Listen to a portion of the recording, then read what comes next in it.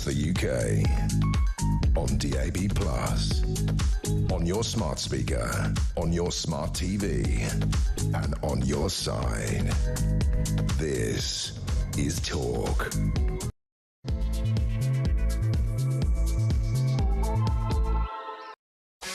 There you are. Good evening and welcome to the Political Asylum right here on Talk. I'm Kevin O'Sullivan and I'll be with you all the way to 10 o'clock. Stand by for 3 thrilling hours of news, views and dynamic debate. Get involved, get it off your chest and get on the phone. Call me on 0344 499 1000 or you can WhatsApp voice note me on the same number and I promise to play your message out. That's 0344 499 1000. It's May Day, Thursday, May the 1st, the hottest day of the year. Here's what's coming up. After my exclusive interview with Royal Marine John Carr last night, Isabel Oakeshott joins me to discuss her scoop that John and his crack military colleagues are concerned that training standards may be lowered on the altar of a diversity drive to recruit the first ever female commando. The Ministry of Defence seem to think that we at Talk shouldn't let John tell his story because, according to them, he's a far-right extremist. I would point out he's also a serving Royal Marine. Well, we did talk to him, and he told of a smear campaign against him, which he says was deliberately waged to undermine his fears that the top brass's alleged obsession with DEI will put lives at risk. Still with worrying wokery, I'll ask Isabel what she thinks about the ordeal of nurse Jennifer Melley. Another interview we did a few nights ago, suspended by the NHS for refusing to address a jailed male paedophile by his preferred female pronouns. After last week's Supreme Court ruling on biological sex, Jennifer obviously assumed she would be reinstated to her job at St Helier Hospital in South London. She hasn't been. Why not? 0344 499 1000. In other bad news, an astronomical 1,436 migrants have crossed the channel illegally this week, since Sunday. Hundreds every day. And what's two-tier Keir doing about it? Still wittering on about smashing the gangs. He was doing it yesterday again in PMQ. So smash the gang, smash the gang. Keir, stop making a fool of yourself. You haven't smashed a single gang, and let's face it, you never will. Just shut up. Despite not having smashed a single gang, as I say, this is a sick national joke. Are you laughing? 0344 499 1000. Talking of sick jokes, Downing Street is refusing to confirm that Crazy Ed Miliband will still be Net Zero Secretary by the end of this Parliament. Good. Better still, how about getting rid of this dangerous green lunatic by the end of this week? Then, how about getting rid of the deranged net zero nonsense altogether? 0344 499 1000. Plus, call Dr. Renee, GP Renee Hunderkamp in the studio answering all your medical questions. And finally, our royal guru, Kinsey Schofield, gives her verdict on another frenzied week in the weird life of Meghan Markle. All that and so much more. So don't go anywhere, stick with me right here, right now on Talk, the home of free speech and common sense. Let's spend Thursday night together. And this is a rare treat. Isabel Oakeshott is with me in the studio. How are you? Hello, you're absolutely on fighting form tonight. Well, there's a lot to fight about, though, isn't there? Against the absolute lunatics that run this country. Well, half the reason I'm on fighting form is well, you keep bringing in these great stories for me that enrage me and get me on top form, as it were. So thank you very much, because of course this is your story about John Carr, who came on last night with his brother, his older brother Matthew, and I mean, well, let's just in case some of the audience haven't quite picked up on the story yet, let's explain the story. John is still a Marine, so let's get rid of all this. I mean, incredibly, the Ministry of Defence have been briefing against him, saying he's a far-right extremist. You look. you lot at the MOD, this man is a serving Royal Marine. I wouldn't be denouncing him like that, because it looks as if you're recruiting far-right extremists. And by the way, I don't think he is. I really don't think he is. And anybody who watched my interview with him last night, I think would conclude the same. You know, he admits to being right-wing. He belongs to, shall we say, a dubious but legal right-wing party. They're not illegal. And in any case, he has the right to his own political views. Soldiers can have their political opinions. What he's talking about, Isabel, the priority, as I kept saying to the Ministry of Defence last night, they're going, why aren't you running with the far-right extremist angle? Because some of the papers did that. I said, because I don't want to. Well, the story is DEI. That John says standards in Britain's finest military unit, the Royal Marines, internationally renowned. To get into the Royal Marines, you have to do a 36-week gruelling induction course. 26,000 guys a year try it, men. Only 400 pass. So far in the history of this course, in the history of the Marines, 900 or so women, just over 900 women have tried. None of them have succeeded. John says there is a huge diversity drive by the top brass to be able to announce, hey, we've got our first female commando. He's not against a female commando. He's not against women trying for the test, and he agreed with me. If a woman passes, fantastic, we will have our first properly qualified female commando. But what he fears, and it seems like a lot of his fellow soldiers agree with him, that standards are in danger of being deliberately lowered to make sure they can say we got our first girl. And that's his point, and that, I think, is the story, not his politics. Absolutely, and you know, it's always tricky covering stories like this, because when I first picked up on the story, I was just wondering why no one else was doing it. And I thought, is there something really funny here? Is this a hoax? Is something going on? And what had happened, in fact, was that the Ministry of Defence had done what all government departments do when they're on the back foot, and have attempted to deflect from the main bit of the story, which is that the Royal Marines are engulfed in this controversy over DEI policies, over diversity and inclusion, and whether it's right to have any form of positive discrimination. The Royal Marines are up in arms about this, but the Ministry of Defence, rather than address that problem, and the Royal Marines in the top brass there, rather than address that problem, have tried to turn and shoot the messenger. Yeah, exactly right. And look, this is so shameful. You know, they must have been so thrilled when they discovered that he's a member of a questionable fringe political party, because that gave them the ammunition they needed to discredit him. And it's actually been rather effective with some media outlets. You know, they've kind of taken the MOD line and not actually covered the main issue here. But I think that I really would challenge anyone who watched your brilliant interview with that lad and his brother, those two boys, and they are very young, you know, they're in their 20s, they're fully adult, but they are still very young and inexperienced. I would challenge anyone who listened to that interview to say these lads are far-right extremists. I think there's some naivety in an association with that fringe party. I don't endorse that party in any way. I don't think it's a great idea for them to be part of it, or one of them, the Marine himself.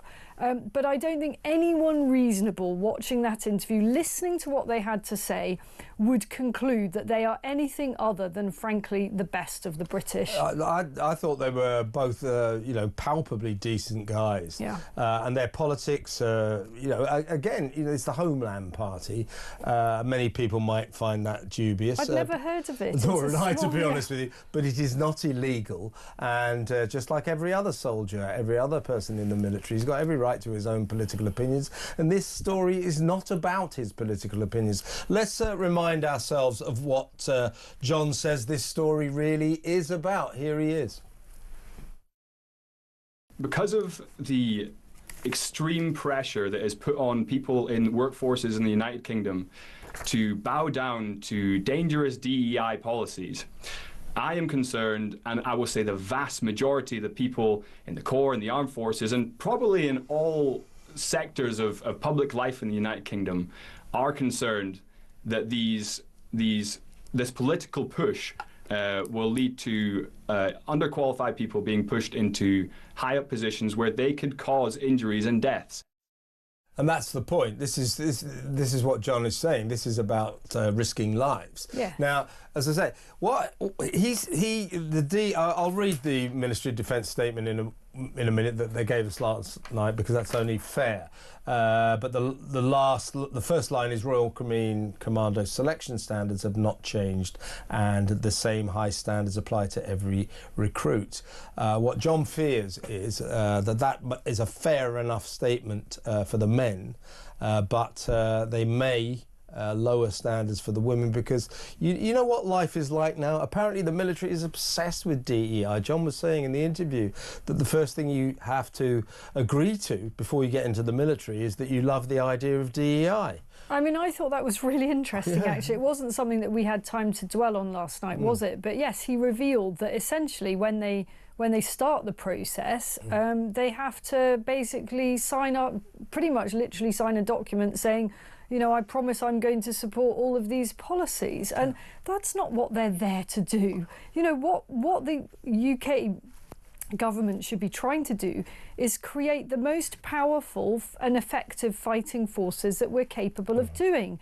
Because, as John has said, it's very possible that we're going to be going to war. We might not want to go to war, but war may come to us.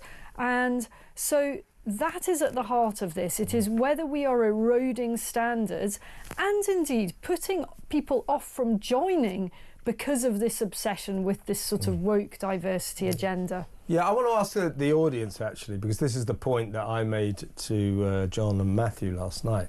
You know, I'm not against diversity. I'm not particularly interested in it as a concept, but, you know, in all sorts of areas of life, if companies and organisations want to impose it and say, oh, we've got to get women in, we've got to get diverse staff and all that kind of stuff, fine. But there are areas of life where I don't think it should be a consideration. Diversity should play no part in the selection of people who are going to go to war, are going to defend this country. And the people who do this must be the best. The only criterion for recruitment, especially in an elite force like the Royal Marines, must be excellence.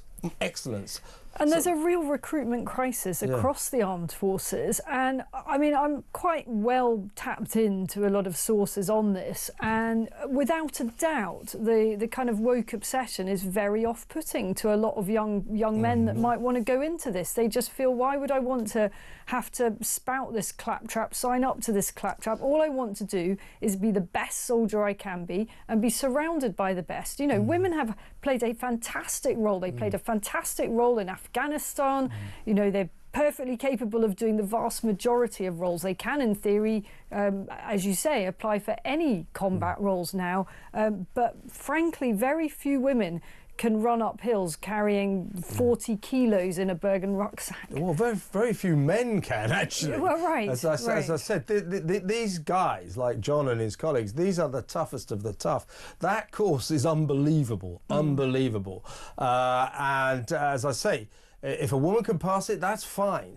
But this is about defending the nation. This is about the lives of those who have to go to war, like John and his colleagues. And if we're going to lower standards just so the top brass can say, hey, we've got women, that is madness. That is madness. And how do we get to this point where the Army and the Navy and the Air Force are obsessed with diversity? How about being obsessed with defending this country, with being a decent military outfit? What is the matter with them?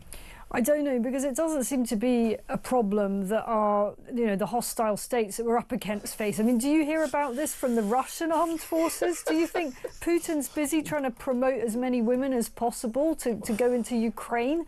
Not happening. What about the Chinese? You know, actually, the Chinese are pretty obsessed as a regime of making their men more manly, more tough. not, you know, diluting anything on that front. So it's a corrosive agenda. What these lads are now doing, by the way, I think they both admitted last night, John does not expect to carry on as a Royal Marine. I'm pretty sure he'll be discharged. His brother was due to start at Sandhurst in a few weeks. Doesn't think that's going to happen because you're not allowed to speak out about stuff like this. But the guys are trying to turn it into something positive. They are hoping to launch a much wider petition calling for a kind of Trump-style approach to DEI across our institutions, and I think such a petition would have a lot of support. Now, John was arrested, I'm putting that in quotes, he was detained by the MOD. Held is the word that held. they use. As you I quoted you to him yesterday saying that you described his negotiations with the MOD as a meeting without coffee. And he says he was treated like a terrorist, and he says this is obviously due to his fears, him vocally voicing his fears about a diminution of standards, and the fact that he got a petition together. And he says more than 1,000 of his colleagues immediately signed it literally within. I mean, I can believe that because I know the scale of upset. Well, as I said to John and Matthew last night, the first night we did this story, 2 nights ago, before we interviewed John, our switchboard lit up with, you know, we had 4 or 5 ex-Marines who said this has been going on for years. So it's definitely a thing. Now, the day after we did the story, and then you also wrote the story for the Telegraph 2 days ago, yesterday these news stories emerged saying he was, implying he was a neo-Nazi. And, you know, I'm a very, very serious journalist, and I had to put that question to him, but I'm afraid I kind of lost it. But here is me posing the question to John. Let me ask you then about the stories in the paper today. Straight questions. Are you a neo-Nazi, John? No, I'm not. No, I'm not a neo-Nazi. Sorry, I should take this seriously. No. Are you a member? Are you a member of the Homeland Party? Yeah, I'm a member of the Homeland Party. It's on the Electoral Commission. It's a party that's it's a party that is in no way affiliated with anything Nazi at all. It wouldn't be allowed to be a party if it was, and you wouldn't be part of it if it was. And I wouldn't be part of it if it wasn't. Well, there you are. And of course, he says, I mean, you've got to say the constituents of a classic smear campaign are right there. You know, this guy raises concerns about diversity. The top brass love diversity. Let's undermine this individual. And what more powerful and effective than to call someone a fascist and a neo-Nazi? And I'm afraid it's worked with quite a lot of journalists. You and I aren't like that, Kev. I think we've tried to be really fair. We've reflected the MOD side of this. You know, yes, he does belong to a party that is a bit, I think, pretty dodgy. But you can tell by just talking to him that is not his character. I didn't see it as a story. That, you know, I have the MOD. The MOD was on. Well, my staff were onto the MOD last night, and you know, it's like, why isn't Kevin going with the far right extremist line? And I said, tell him. Because I don't want to. Exactly that. It's a completely classic playbook, isn't it? And I think this expression of far-right extremist, you know, we saw it with the riots, Keir Starmer calling anybody that took to the streets far-right thugs. You know, it's so lazy. It is so lazy, and people fall for it all the same. Well, listen, I've been on this planet a while, way too long, according to a lot of people, and you get a feel for people. You do. And those 2 brothers, they were likeable guys. I think they were palpably decent men. Now, it falls upon me now to read the Ministry of Defence's statement that they gave us last night. A spokesman said, by the way, I'll give you some of the stuff they told us off the record first. Standards haven't gone down due to DEI. Why aren't you running the political side of the story? As I say, because I don't want to. They refused to talk to me. They said talk radio, as they call it. We're not called talk radio anymore, but never mind that. They said we will look silly Why? Right. What, because we don't fall into line with everyone else?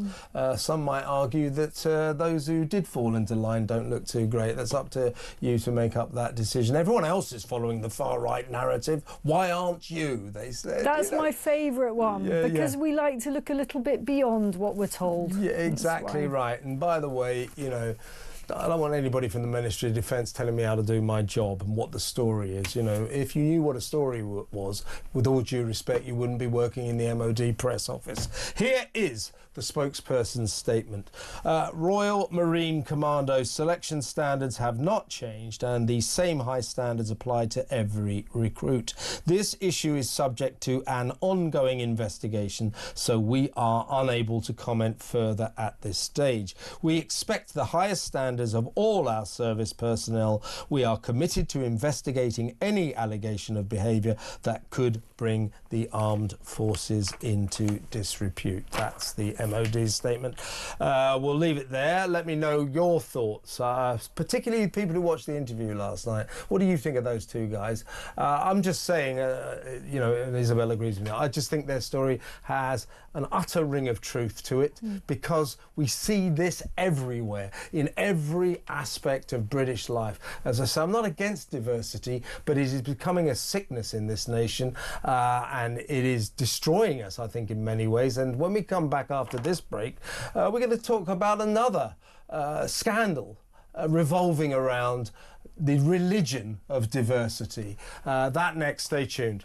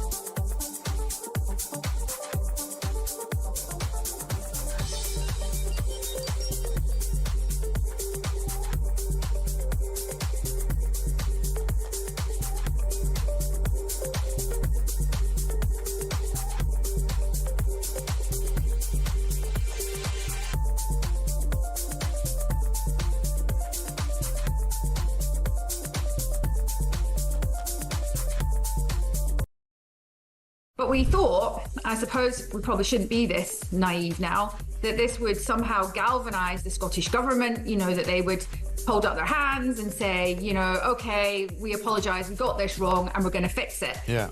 Of course, that's not what's happened. So the government have set out, really, they're using the EHRC as like a deflector shield at the moment. Yeah. They can't do anything until they're the regulator of the law in this area, that they can't do anything until they get advanced guidance from them.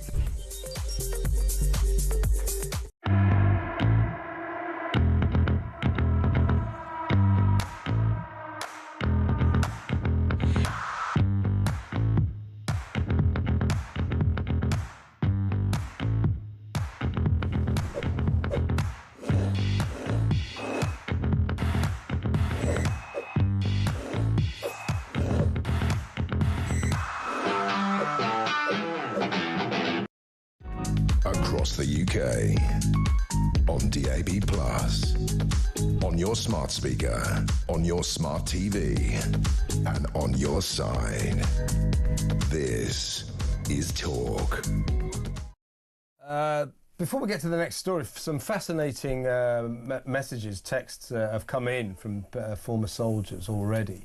And this is from Neil. He says, as an ex-soldier, and I'm sure military people everywhere will agree with this, as an ex-soldier, you are only as strong as your weakest link. Trust me, it will not be the men who are the weakest link. Yeah. As I say, it's not against women, it's just, are they up to the job? Now, David, this is a fascinating tweet. David has messaged in, WhatsApped us, saying, I watched your interview with the Royal Marine John Carr and it was excellent. Thank you. I did the course at Limpstone, that's where the Royal Marine course happens, but did not complete it. You pick up injuries on a daily basis and you have to continue. It is hard beyond what anyone can believe is hard. Yeah. It is a course that only the very best of the very, very best can get through and get badged. Hats off to Marine Carr. That's from David in the Cotswolds. Thanks, David. That was a really interesting message. You know, and you do wonder why I just think it would be madness to lose someone like that from the Marines. I agree. Well, look, let's move on because it's sort of linked in another amazing exclusive for the Political Asylum a few days back. We had Jennifer Melee, a dedicated nurse and a devout Christian in the studio. Lovely lady as well. She really was. We all loved her. Now, she is the nurse who remains suspended, but some months ago, she works in St Helier Hospital. I think it's the biggest hospital, certainly in the south. It's in South London, massive place. A prisoner was shipped in to have a surgical process, which I won't go into details, but let me tell you, it was a very male process. This prisoner was a paedophile, a convicted paedophile, a child sex abuser, who, of course, in the manner of these things these days, had chosen to identify as a woman. Now, Jennifer had two reasons she didn't want to go along with this. One, and she was laughing about it, just saying, well, you know, the kind of operation he was having, it just seemed a little absurd. Not entirely compatible with... to start saying she and her and all that. It's like in those court cases when they I hope they're going to end this now after the Supreme Court ruling, where they go, she attacked her with her penis, you know. I mean, you know, it was that kind of situation. Anyway, Jennifer sort of thought that was slightly absurd, but that wasn't the main reason she refused to address him as a woman. It's because she's a devout Christian and she says it's against her beliefs. She said, look, we can compromise here. What's your name? I'll call you by your name. At this point, he lunged at her physically and called her the N-word. As a result of this, she was marched out of the hospital and has not been back since. She's still suspended. Well, let's have a little listen, a reminder of Jennifer speaking to me the other night.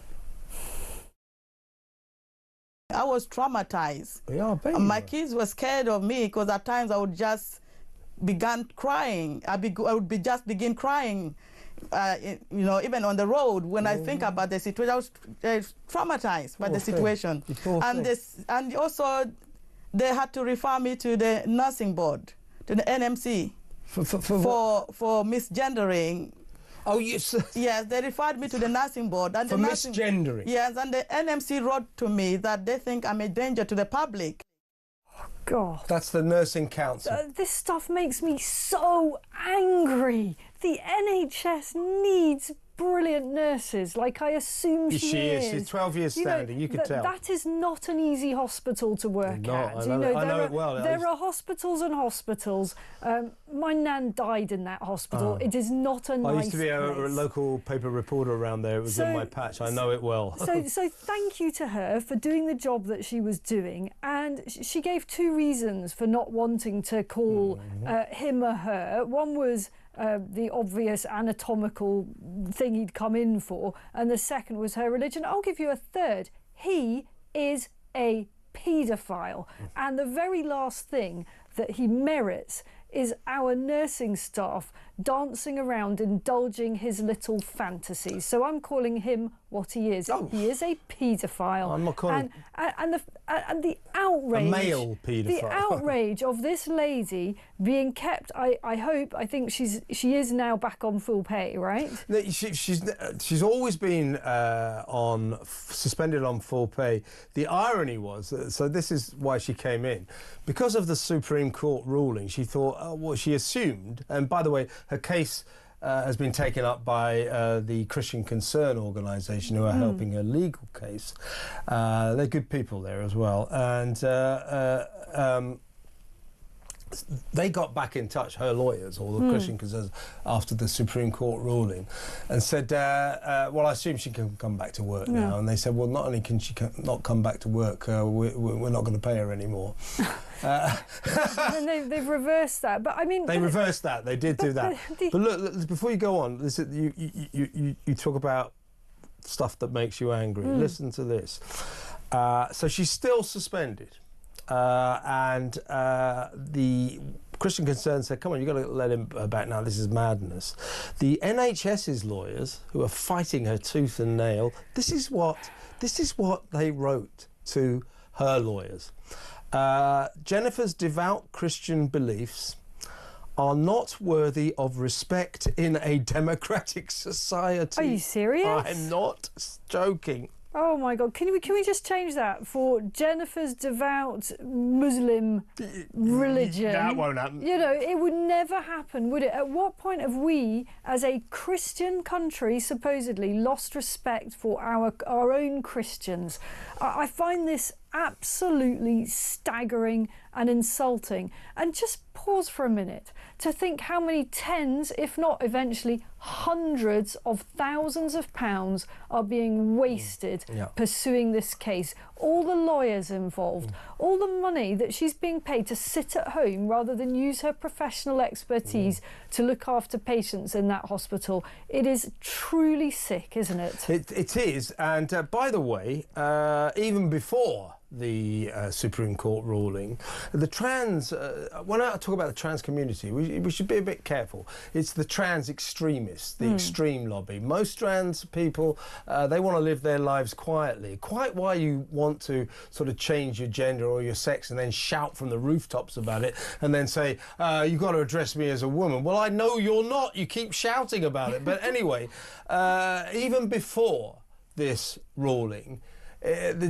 despite the trans community's contention that it's kind of illegal, it was never against the law to misgender a trans person. So I always maintain, I don't go out of my way to upset anybody, but if I feel like walking up to a bloke in a dress, even last year, even before the ruling, and saying, you're a bloke in a dress, that's not against the law. It's up to me what I call them. It isn't up to them what I call them. Do you see what I'm saying? I do, and you know, neither of us, nor am I in the business of going round upsetting people. No. We're not going to do that. But I tell you what, if a paedophile started calling me hideous names, then I wouldn't be too worried about misgendering them. And also, why aren't the bloody NHS concerned about this guy's racism towards Jennifer? Surely that cancels out everything. You know, if someone... I mean, I suppose he's in enough trouble already, but he just went back to prison, having had his very male surgical procedure, you know, no questions asked. So his appalling behaviour went unquestioned. This poor lady remains suspended. And I called last night, I got someone of Christian Concern to come on as well. I'm sure you'll join. I'm calling on Wes Streeting, the Health Secretary. Come on, Wes. You've got to step into this case. This is not fair. This is an outrage, a scandal, actually. And if you want your NHS to be taken seriously and not regarded as some mad, woke, deranged outfit, then you should step in and reinstate Jennifer Mellé, right? I 100% agree with that. I think Wes Streeting is a reasonable politician. He's a reasonable leader of the NHS. We could go into why it'll never work, but anyway, I think he could do himself and the NHS a massive amount of good by saying, actually, you know what, I'm going to take a stand on this, and that woman, that poor woman, should be reinstated immediately. Absolutely. And an apology. Absolutely. While But we're as at I it. say, it's similar. I mean, it's not similar per se, but it's the same syndrome that John Carr and the Marines are talking about. That this kind of obsession with diversity, wokery, it's just ruining our institutions. And I don't know what goes through the minds of the people who run these organisations, but except for now, as John was saying to me, if you don't, in the Army and the Navy and obviously the Marines, if you don't go around sort of almost Bowing down at this altar. Or like seeming enthusiastic about DEI, it's damaging to your career. This nonsense, this madness has got to stop. Talking about madness, we'll talk about the migrant crisis next. So stay tuned for that. You won't believe the numbers that have been coming over this week. Absolutely astronomical. Stick around.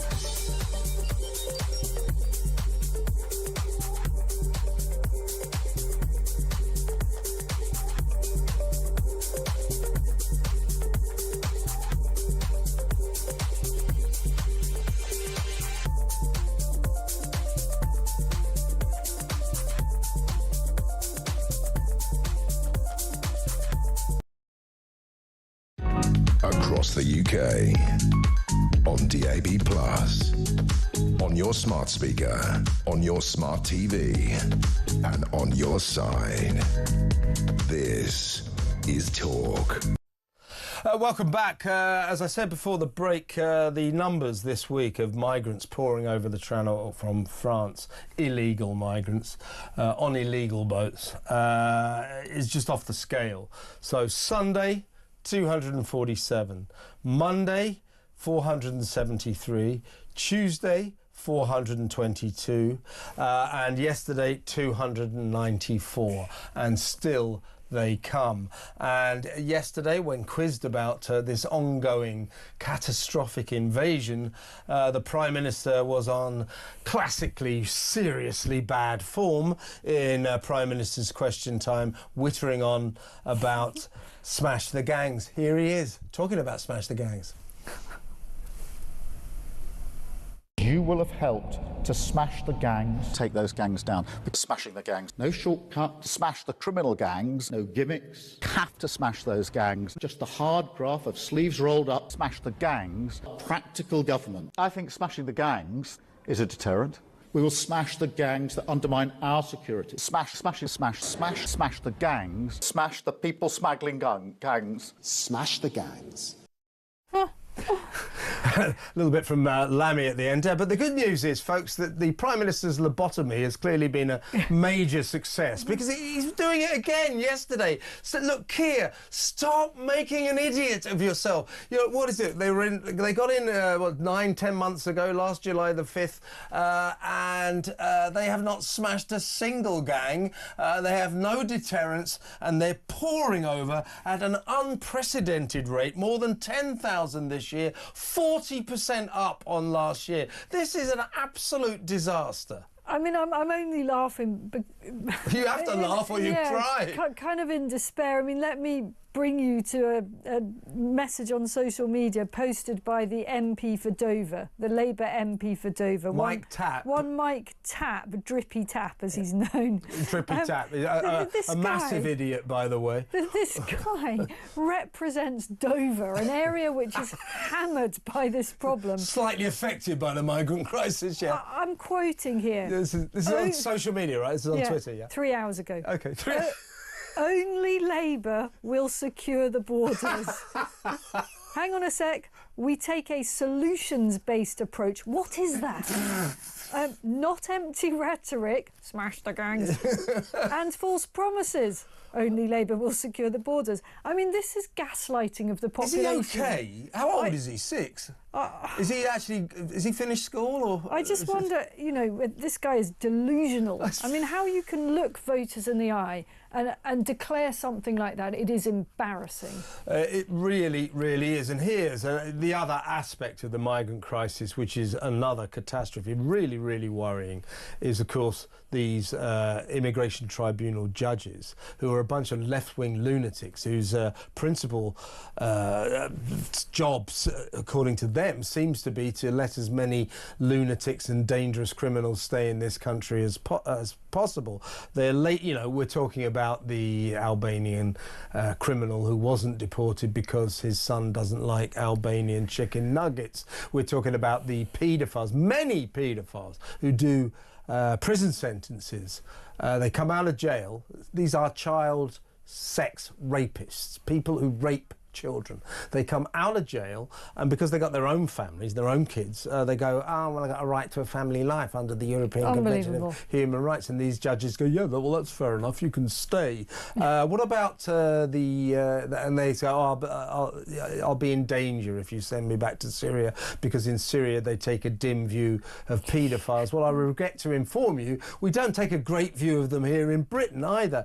These people are allowed to walk the streets by these bloody judges, posing a danger to our own children. Yeah. Unbelievable. It is absolutely unbelievable, and I don't know how we turn this around. We need to do something. Well, I tell you what, I do know how we turn this around. We leave the ECHR, and anyone who listens to the Tories saying, oh, we might, you know, we're considering it. I've been hearing this for 15 years, you know, maybe we'll leave the HR. You guys, you had 14 years in which to do so.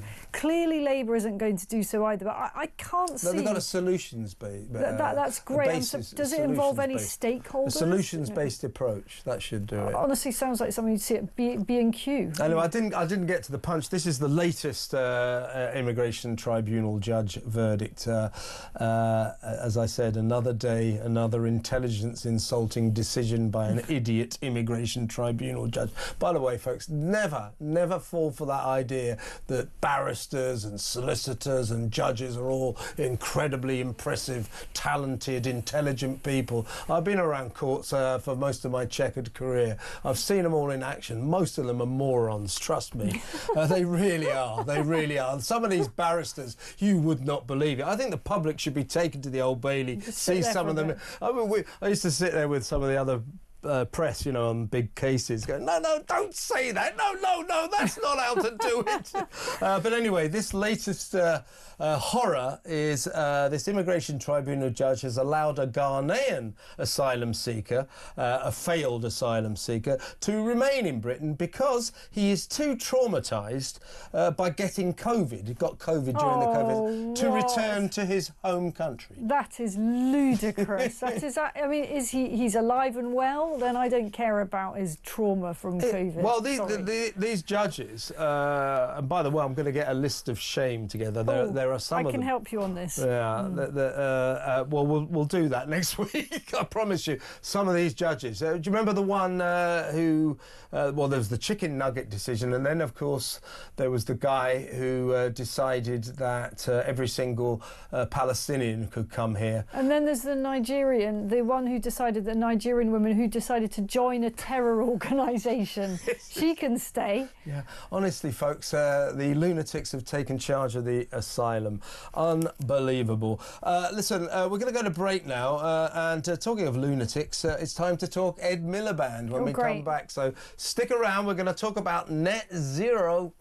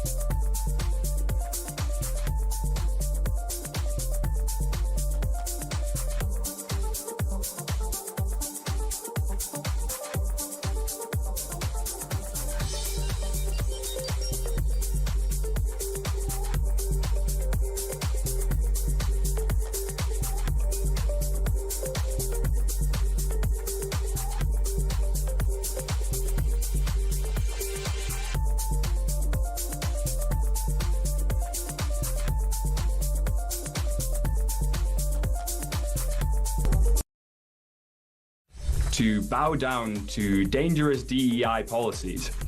I am concerned, and I will say the vast majority of the people in the Corps and the armed forces, and probably in all sectors of public life in the United Kingdom, are concerned that this political push will lead to underqualified people being pushed into high-up positions where they could cause injuries and deaths. And that's what this whole situation is about.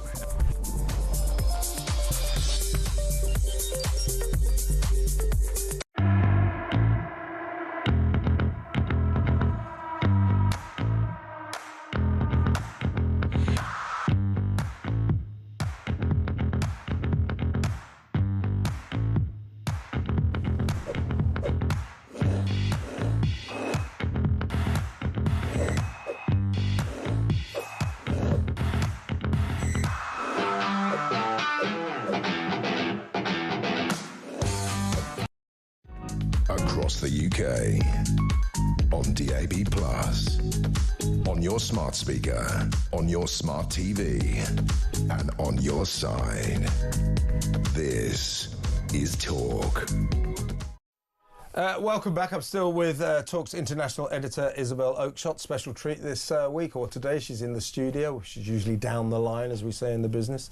Now, we're going to talk about crazy Ed Miliband. It looks like his days may be numbered. Even crazy Keir Starmer is going to have to get rid of this guy fairly soon. Otherwise, Labour will be in even bigger trouble than they already are. I think he knows it. Tony Blair clearly knows it. And many other of the more sensible cabinet members know it as well, that this madman, this demented little man, Ed Miliband, has to go. But yesterday he was in Parliament as Net Zero Secretary in the House of Commons, responding to questions.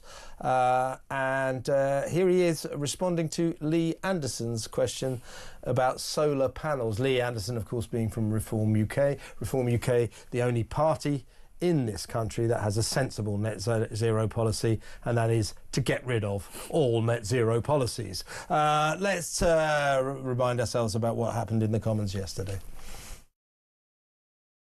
Look, what I would say to him is this, and this is where, you know, they've made their decision. I'm not sure what their position is, which is cheap, clean, homegrown power is the answer for Britain because it gives us energy security, frees us from the petrostates and dictators. We're in favour of it.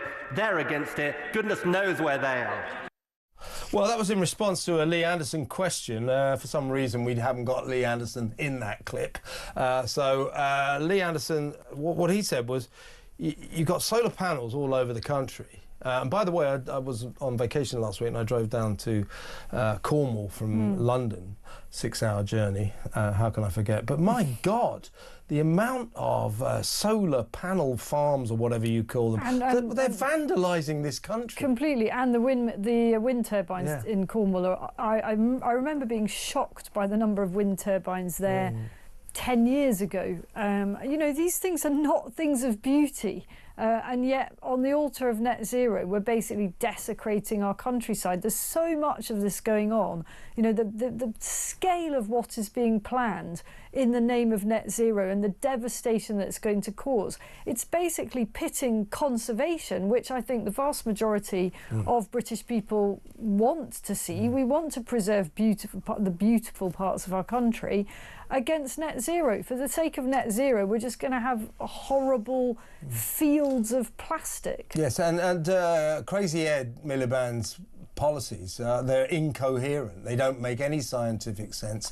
When he tries to explain his policies, it's one of three things. You know, he's either lying or he genuinely believes what he's saying, in which case he needs help, or he's insane.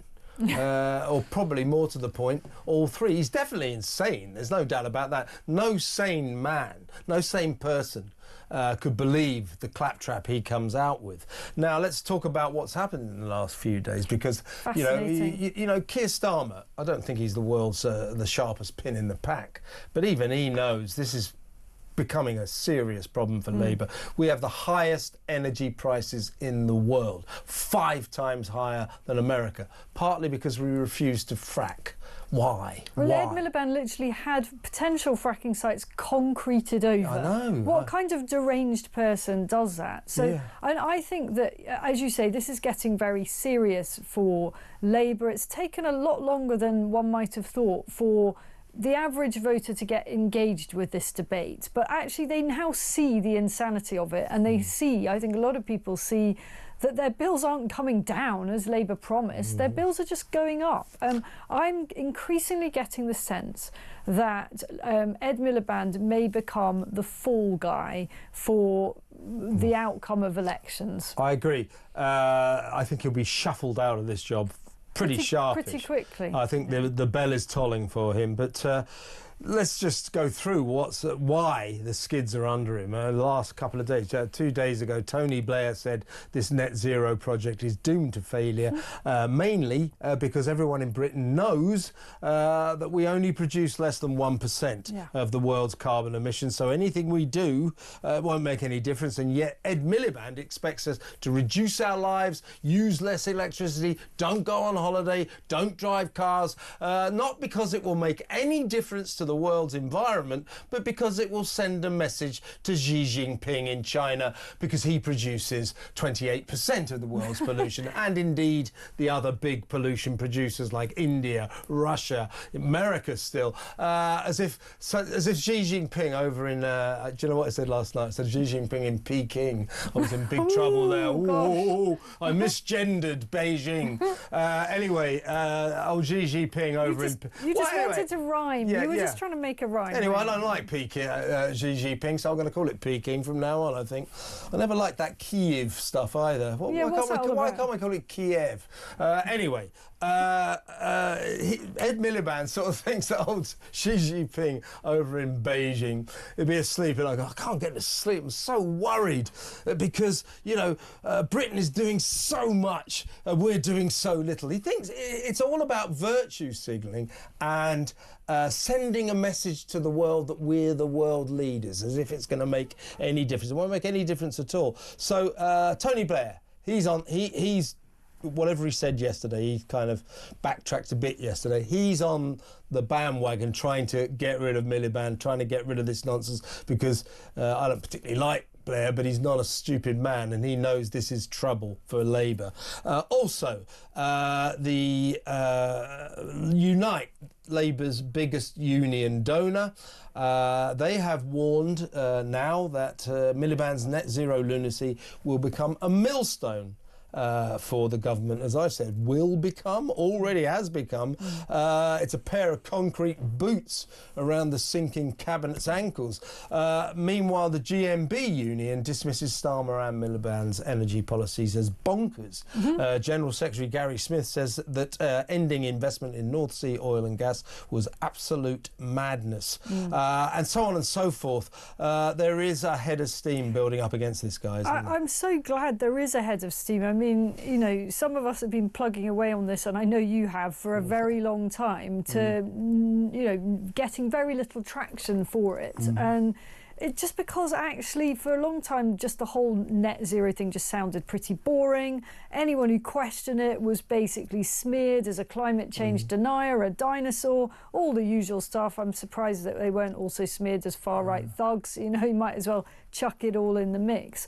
And it's only now, and thank you to Tony Blair for actually injecting some common sense into this debate. I think that was a real watershed moment, actually, to have that coming from Blair. He knew exactly what he was doing. He did. And he kind of rescinded it to an extent 10 minutes before PMQ's, Prime Minister's question time yesterday. That's number 10 Downing Street saying, oh, you can't send Keir into PMQs with this ringing in his ears. So he sort of said, oh, I'm still right behind the net zero project. But don't worry about what Tony Blair said yesterday. It's what he said the day before, that, as you rightly say, Isabel still counts. That's what he believes. And this guy's going to have to go. He has to go. He is destroying our industry. He's destroying our economy. He is making people poorer and colder. And ruining our countryside. And also, you know, when they go about, more and more windmills, well, I'm a bit of an animal lover. These are bird blenders, they're bat blenders. The number of birds they kill is phenomenal. And you talked about these windmills. Have you read about the ones they're proposing to stick in the Channel off the coast of Brighton and Bognor region? Yes, the size of Eiffel Tower. The size of the Eiffel Tower. And the various pylons that are needed, and the way they scorch the earth. The environmental impact of some of this is completely underexplored and underemphasised in all of it. I think that Ed Miliband should, if he's got any sense at all, which of course he doesn't, he should start looking for another job, perhaps one, you know, in which the key phrase would be, would you like fries with that? I mean, the guy, he's got to go, hasn't he? He's got to go. And, you know, it's worth remembering that the UK is not a huge country. You know, yes, other countries, maybe they've got vast deserts that they can put solar panels on. We don't have vast tracts of land in which we can put this stuff. I mean, you know, yes, a little bit up in the western, you know, up in Caithness or something, very remote area. But we are quite a small island. Big trouble. Listen, Isabel, fantastic work this week. It's always a pleasure to have you on the show. In fact, I think the show would fall apart if you didn't come on it. I don't know about that. Let's see what mischief we can create next week, shall we? Let's get up to some real mischief. So Isabel Oakeshott, our fantastic talk editor, international editor. Now, next up, it's Call Dr. Renee. But before we talk to Dr. Renee, we're going to talk to the father of a grooming gang victim about last night's harrowing harrowing documentary on Channel 4 all about the scandal. He is the father of a victim. He watched it. He's going to tell us what he thought. So that plus Call Dr. Renee in the next hour. Can't say fairer than that. What an hour. Stay tuned. This has been a great first hour. Let's do it again.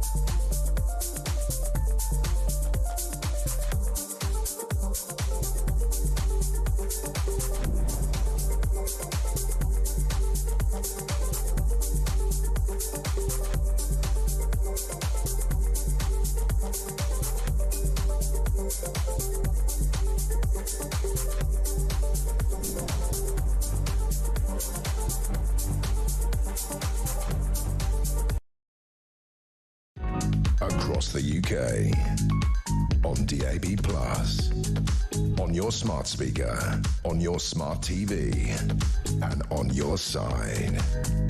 This is Talk.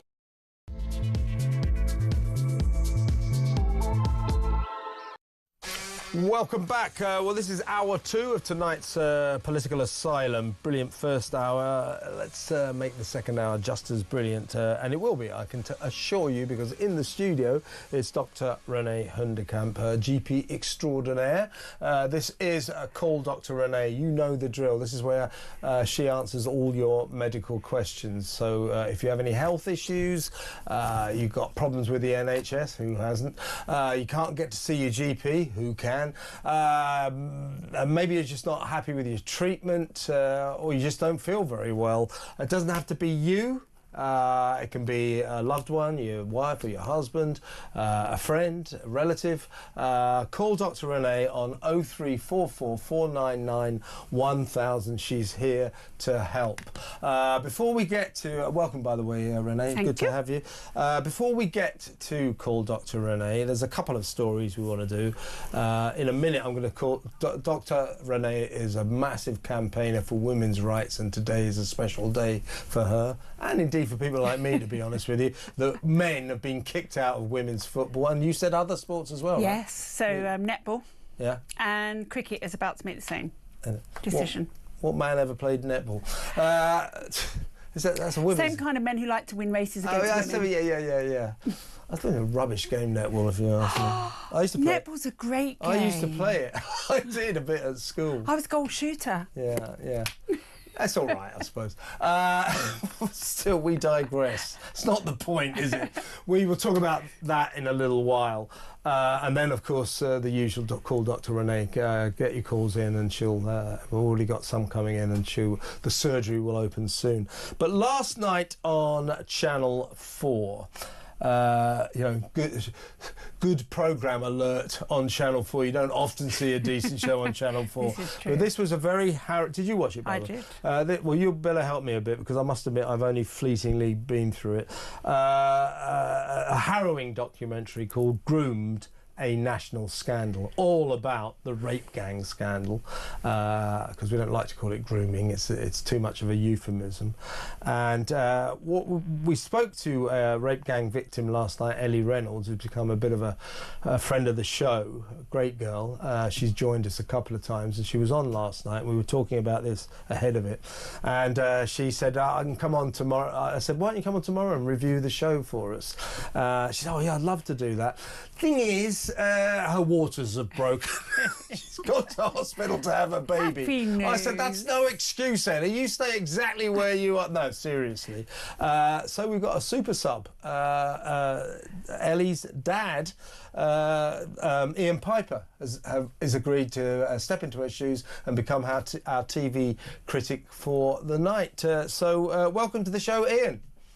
Thanks, mate. Thanks for having us at short notice. Now, before we get your views on that programme, you were sort of integrally involved in poor Ellie's ordeal, weren't you? Just to recap, I mean, she was sort of seconded into this grim world of rape. She was regularly raped for 5 years, had a terrible time, and she came from a good home. That's the point. So it could have happened to any girl. So you know all about it. And also, when you recently, didn't you, you and Ellie went or contacted Jess Phillips, the Women's Safety Minister, to see if you could get some action about what happened to your daughter. Remind us what happened. Well, I can answer it for you. The square root of sod all, right? Yeah, basically.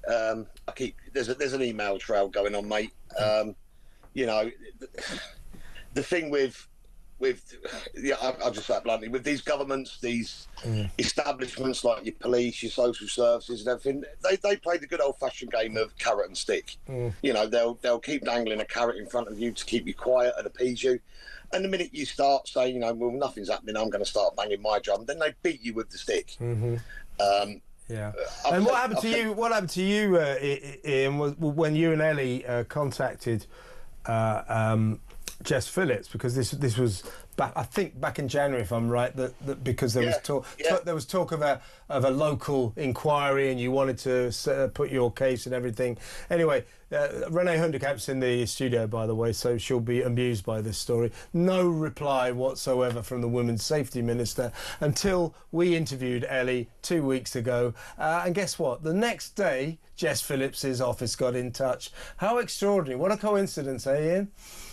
Oh, yeah. Well, I actually had a bet with Ellie and her mum after it came out. I said, give it 24 hours. I said, I bet we get an email. And I was sat at work. Yeah. And lo and behold, it only took 7.5 hours. 7 hours? That was. So these people. We got the email. Basically, I said, look, you know, you're the safeguarding minister.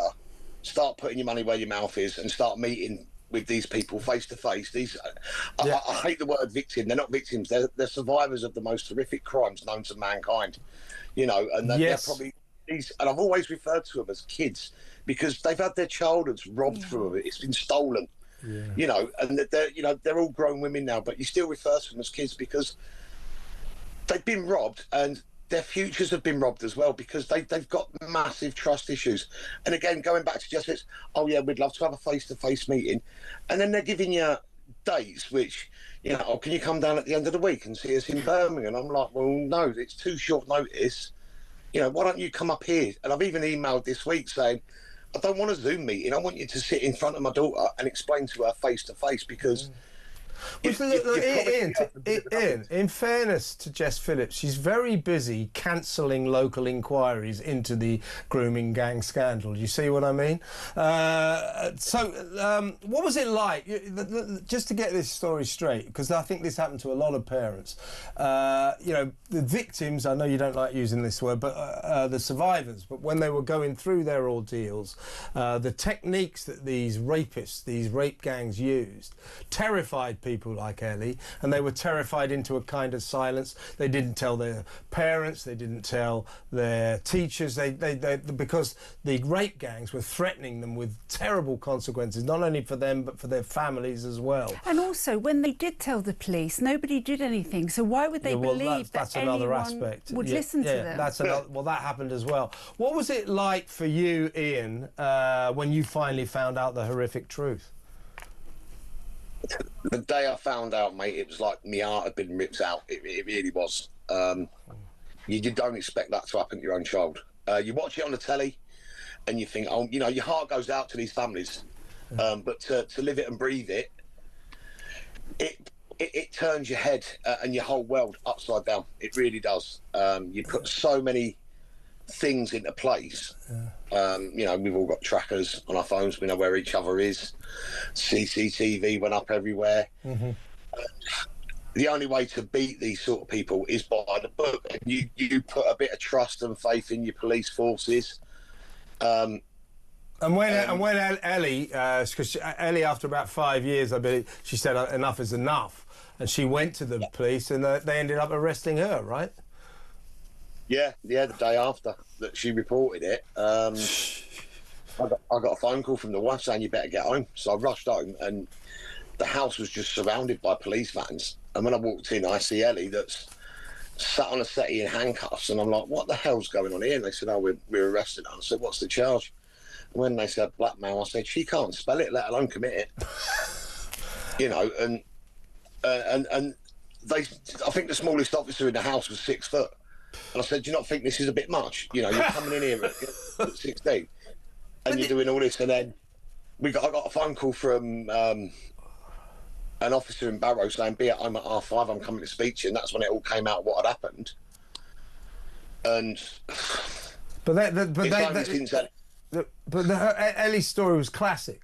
That when she's terrified, but she finally plucked up the courage after 5 years to tell her story, to report what had happened to her, and she was called a liar and a blackmailer.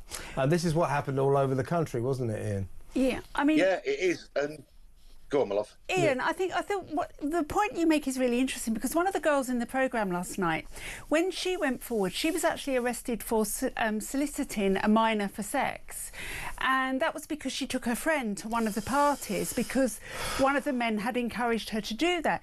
She actually got prosecuted for that. That is on her criminal record. She can't even accompany her kids on a school trip because of that. The government should surely, Ian, to all of these girls now be issuing an apology and taking away, pardoning all these crimes. They should do. I mean, let's look at the current government we got now for what it's worth. Do we have to? I mean, no, not really, mate, because honestly, they promised the earth. It's like I've always said, the government that we've got now, they walk around with 2 bags. One's a bag of lies and the other one's a sack of broken promises. Yeah. They're just playing the vote game. There should be a national inquiry. Any of these girls that have gone through this, been criminalised, should have it squashed against them. Yeah. Because I'll tell you what, I'll put a year's salary on this, that within an hour of that programme going out last night, every one of them girls would have been trolled all over the internet by people that think it's okay. To me, if you want to back a rapist, then you're as bad as the rapist. Well, I agree with you. Yeah. This is another interesting point, Ian. This is another interesting point that you make, because during the programme last night, they showed that when some of these men were convicted, that their relatives, their wives, their sisters, their cousins, actually named the girls, which they weren't supposed to do because it was a court case and it was minors involved. They've never been prosecuted for that crime. And they won't. We've had people... arrested, charged, found guilty in a court of law for the harassment towards Ellie and us as a family. that have continued to do that for over 12 months, and the police are still, you know, they're dragging their heels. And it's quite funny because when I email the police and I'll phone them, I get 3 different answers, and I've actually said to them all now in an email, if you're going to tell a lie, all tell the same one. I mean, this is two-tier policing, isn't it? Oh, massively.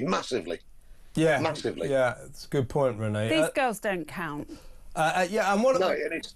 Can we let's have a quick talk about last night's documentary? I was on air, so Feeble excuse. Yeah, feeble excuse. So, but I've looked at bits of it now, and I talked to Ellie last night about it, of course, ahead of the show. And I mean, we'll get your overview in a second, Ian, but what do you think of the elements where we saw these WhatsApp groups and these recordings from, for example, this organisation called Fighting for Fair Trials that seems to say that, you know, many of these convicted gang rapists, you know, are innocent, including a guy called Irfan Khan, who's the brother of somebody called Samira Khan, who organised this group. But they're saying things like, oh, you know, there are a lot of men out there falsely committed. People get less for murder. This is my point. Most of these victims, not all of them, but most of them are absolute liars. The accuser is not a victim. She's a known prostitute, sick cow, lying bitches, all that sort of stuff from these people. So this feeds into the narrative that you must find infuriating. I know Ellie does. That somehow, because the suggestion, by the way, it's not a true suggestion, that all these girls, all these victims, 250,000 of them, by the way, were somehow or other young girls of loose morals, you know, what, not sure if you're allowed to say this word anymore on the air, but sluts, you know, prostitutes, you know, to undermine them and say, well, they deserved it. And what my point, Ian, is, look, I don't believe, I've spoken to Ellie, I've spoken to other victims, and none of them are anything like that. Actually, they come from good homes. No. But even if they were prostitutes, you know, I regret to... A child can't be a prostitute. I regret to inform the gang rape members that it is still illegal to rape a prostitute. That's their narrative, isn't it? That it doesn't really matter. It's not much of a crime because these girls, you know, they're council estate girls who, you know, are you know, just sleeping around easily. This must enrage you. It does, because where they're doing all this and saying, oh, they're wrong. The judge was corrupt. This, that, and the other. What they seem to forget, these perpetrators' families, them men have gone in the dock and they've selected a jury of their peers that they've never met, and then the minute they get found guilty by a jury of their peers, the system's corrupt. Yeah, you know, it's wrong. She's a prostitute. We had a man in our local town that was inboxing people, telling everyone that at 14 years old, Ellie was a prostitute. You know, we went to the police with it, and it's a private conversation. We can't do anything about it. And I said, no. Read it again, you know. And, and as much as everyone mocks Channel 4, I'm going to take my hat off to them, because I am for once, Ian. I am for once. I said, you know, this is a rare moment, but there was a good programme on Channel 4 last night. Channel 4 really helps us. Okay, good for them. I mean, Ian, and the way these kids are treated. So what did you think of the programme generally, Ian? This is your chance to be a TV critic. No, hang on. My heart went out to them girls. It really did. Yeah. My heart went out to them girls. And again, you get Maggie Oliver doing as much work as she can to support these people. Anyone that tries to support these people, when it should be the flipping governments and the police that are supporting these girls. Yeah. You know, not Joe Public. It shouldn't take a TV programme to say it's still going on. Yeah. I mean, we're waiting for the trolling now that says, oh, Ellie must know them girls because they're saying similar stuff to what Ellie did. Well, no, these girls don't know each other. No. You know, and you're making a community of these survivors getting together to help each other.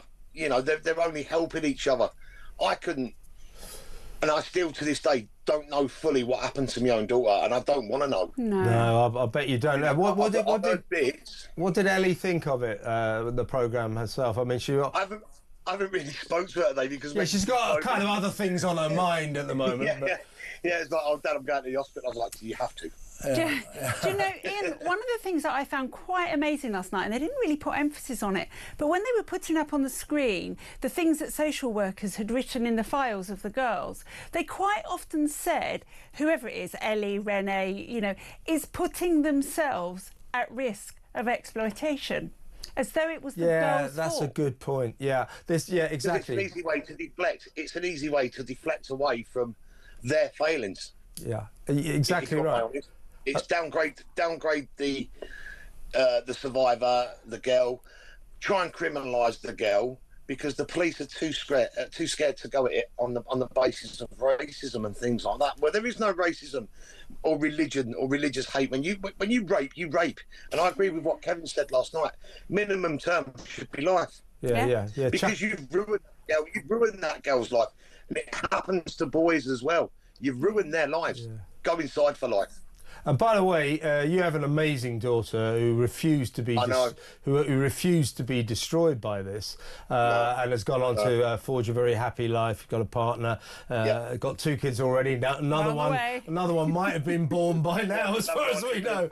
But what she said was that most of these girls, most of these victims, and let's remember there could be as many as 250,000 of them, their lives were destroyed. I spoke to another girl before I spoke to Ellie, another victim, a girl called Elizabeth, who wasn't as brave as Ellie, but she came on silhouetted, and I asked her, I said, how's your romantic life? You got a boyfriend? Oh, she go, I can't do any of that. No. She said, so she's been deprived.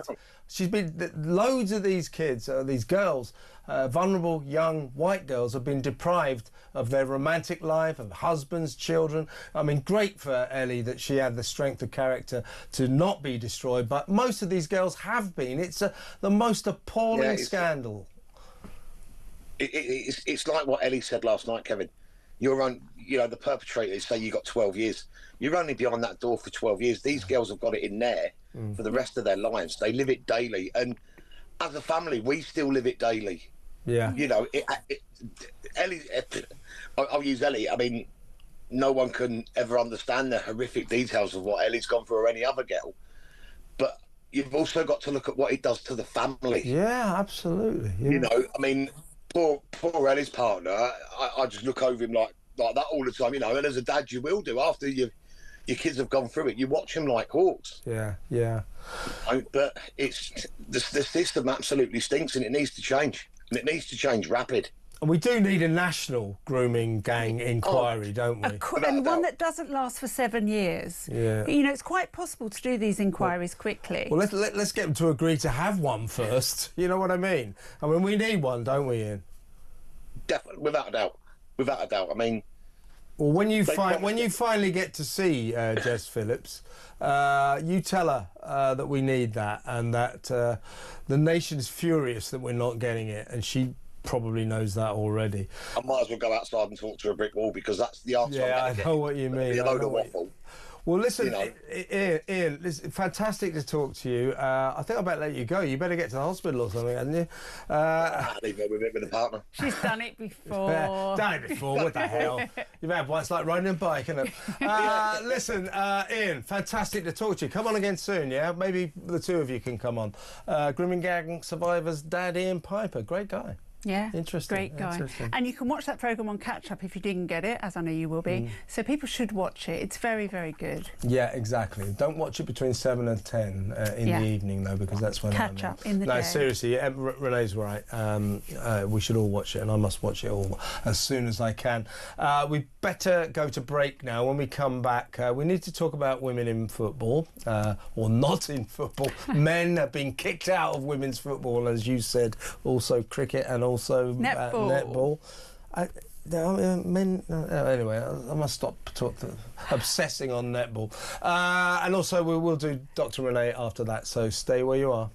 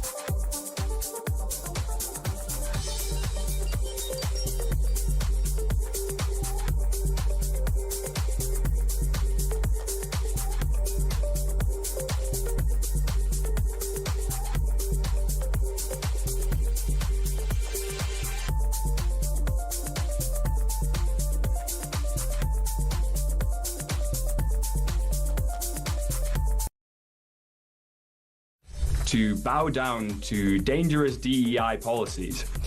I am concerned, and I will say the vast majority of the people in the Corps and the Armed Forces, and probably in all sectors of public life in the United Kingdom, are concerned that this political push will lead to underqualified people being pushed into high up positions where they could cause injuries and deaths. And that's what this whole situation is about.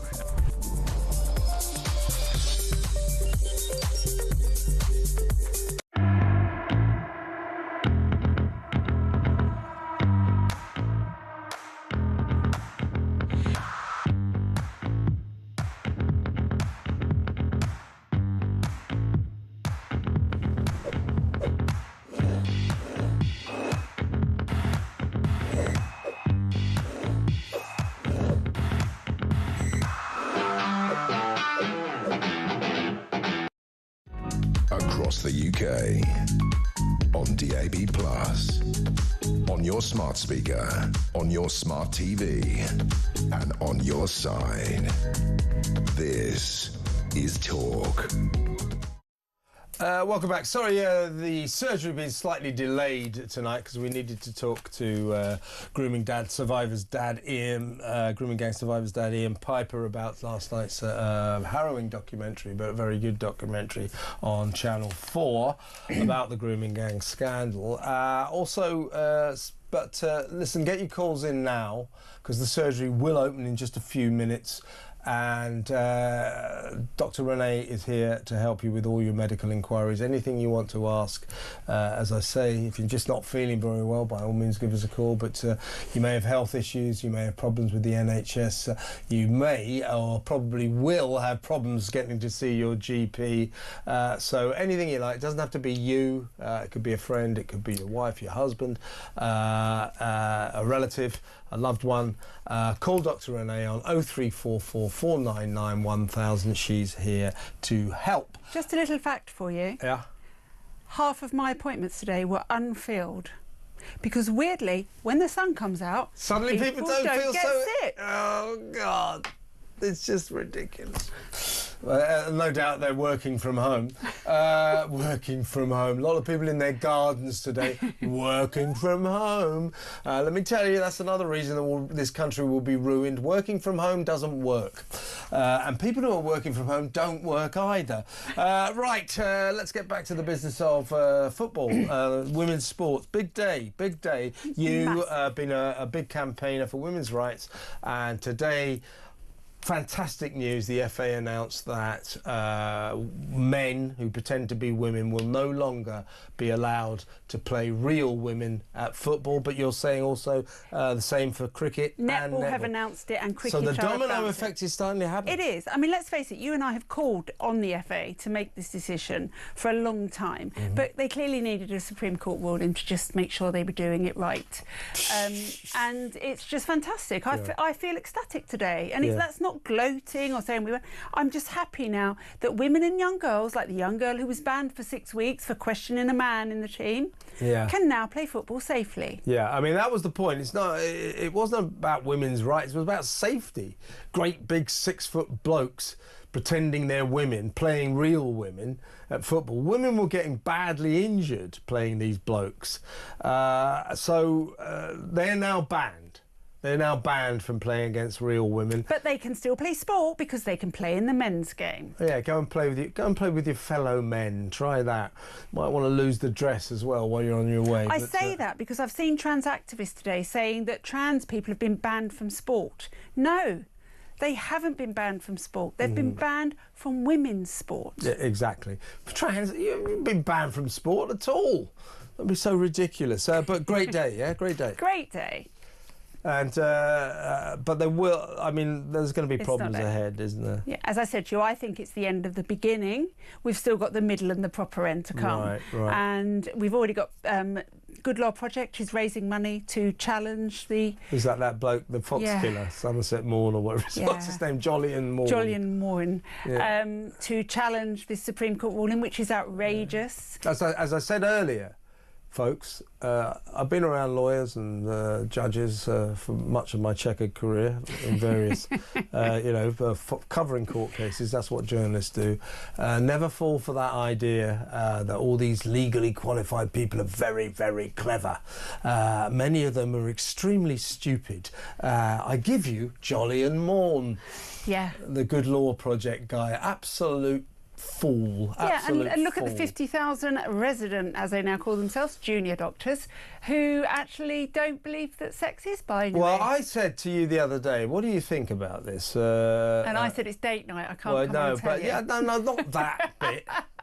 We tried to get Renee on about the fact that all these junior doctors, thousands of them, said that the Supreme Court's ruling, which was basically, if you're born a woman, like a female, I don't really have to explain that, do I? You are one. That means you're a woman.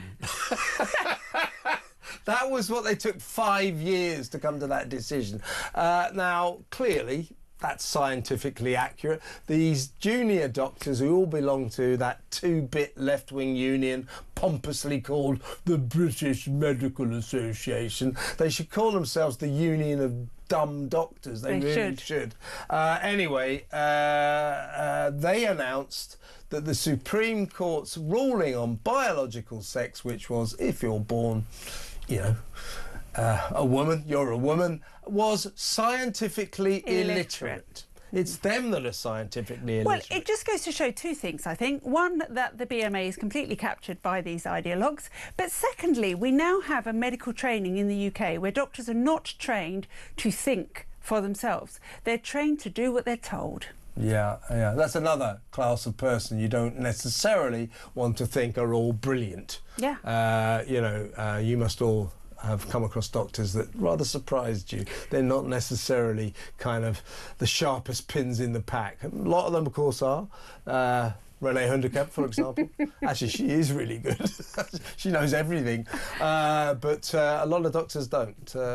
I went to see my doctor the other day, and with a slight problem, he kept going, I don't know, I've never seen anything like it. Oh, fascinating. It does happen. Yeah, well, how about diagnosing it? That's what I was hoping for. But anyway, the upshot of that is going to be dead next week, so it's been nice to know you. Bye. No, it was only minor, but it was a kind of window into the NHS. Doctors aren't necessarily that bright, and those ones from the BMA who just said that the biological sex ruling is scientifically illiterate, they are morons. Don't forget, this is the BMA who are doing their own review into the CAS review. Yeah, exactly. Listen, we better go to break now. When we come back, we've got lots of calls for Dr. Renee. The surgery is open. Give her a call. 0344 499 1000. She's here to help. We'll be back in a mo.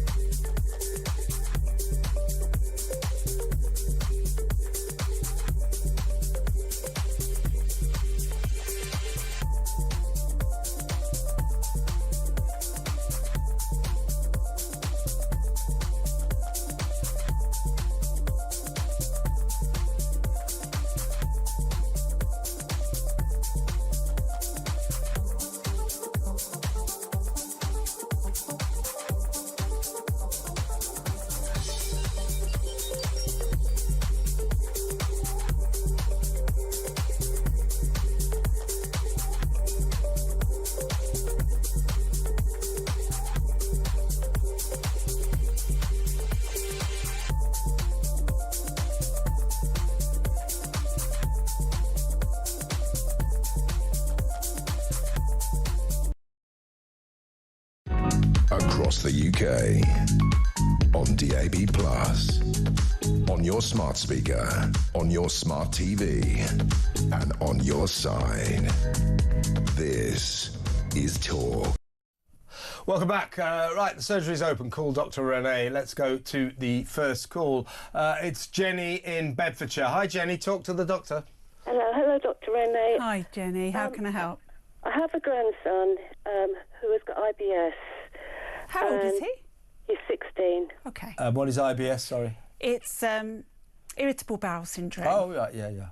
He's had it for about 3 years. Okay. And he's doing his GCSEs next week, but during the mocks, he had to have 2 days off with it, so he missed some of the mocks by... Oh, dear. And I just wondered if there was anything, because it seems to be that he's eating sandwiches all the time, but nothing else. Okay. So is there anything that you So can there is. suggest? I've got lots to say about IBS, Jenny, so There you get go. ready to There you write go, this Jenny. down. Get a pen, get a notebook. So, obviously, IBS gets made worse in periods of anxiety. Yes. So his exams are going to actually make it worse. So stress control as far as you can. But as I say to teenagers who come to see me, if it wasn't stressful, it wouldn't be an exam. So they do have to a degree, learn to cope with that. Firstly, there's a diet called the FODMAP diet, FODMAP. And I tell patients to go and have a look at it. Don't cut out everything that's on there, because there's so much on there you'd never eat again. And I got told off by the doctor who invented it, but I don't care.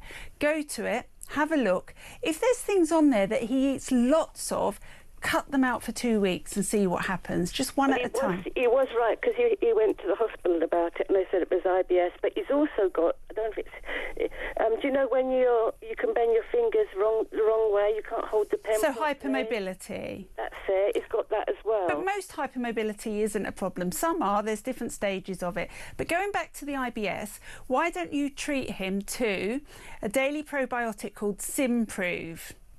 Now, Simprove is a drink. It's that much. They drink it once a day. It's the only proven probiotic that actually gets through to the gut. They've actually done work on IBS with King's College and seen a 65% improvement in symptoms. So I would get him to drink that every morning. They've got it in mango and strawberry flavour, so it won't be too disgusting for him. It's one drink a day. Just order it online. Just look up simprove.com, SYMPROVE. It's a little drink. I get my daughter to drink it just because it's good for her. It's a probiotic, and I think that might help. Cut down on the stress and have a look at the FODMAP diet and cut out anything that he eats lots of. He doesn't eat much at all, to be honest. He has no breakfast because he thinks he's going to be ill if he goes to school and has breakfast. Oh, God. It doesn't, well, you know, I mean, breakfast I'm not so worried about, but he should be eating, obviously, decent amounts of... Hardly any fruit or vegetables because of that as well. So he's on multivitamins and things, but I just wondered, so I know now what to suggest to my Well, that sounds great.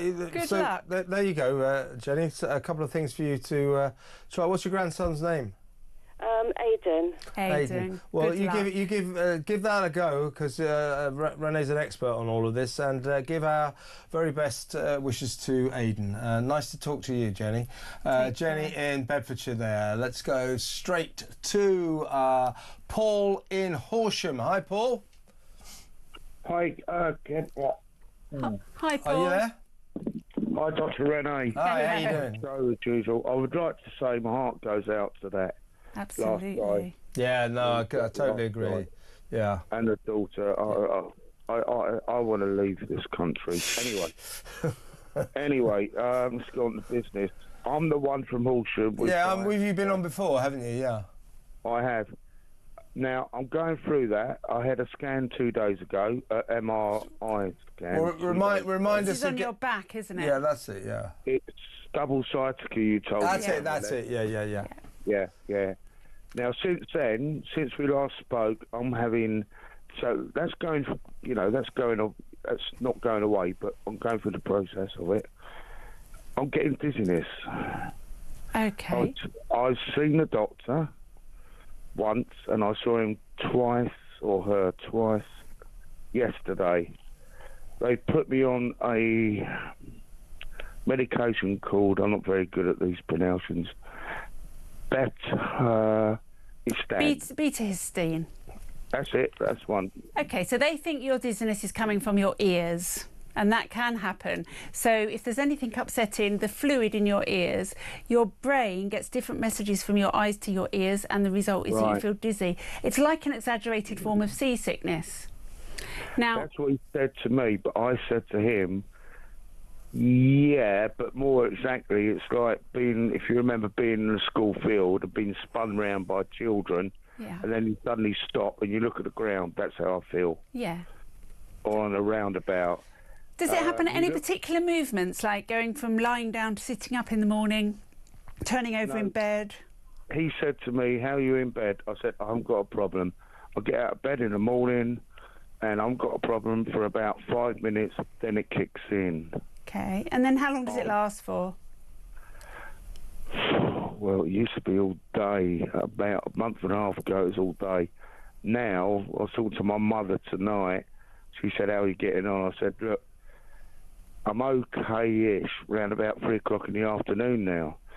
He put me on some tablets that didn't work. I haven't got the name for that. So he's now put me on this one I told you about. And he said that is to clear the crystals in my inner ear. Yeah. My ex-wife had this problem. It's called vertigo, I believe. Well, it's actually probably called labyrinthitis that causes vertigo. Right. Do you get any nausea with it? I was about to say, my wife had it. I had 3 days off work many years ago to escort her to the toilet, bathroom, blah, blah. But what about you now? Because she was throwing up all the time. But what about you now? I do not throw up at all. Do you feel sick?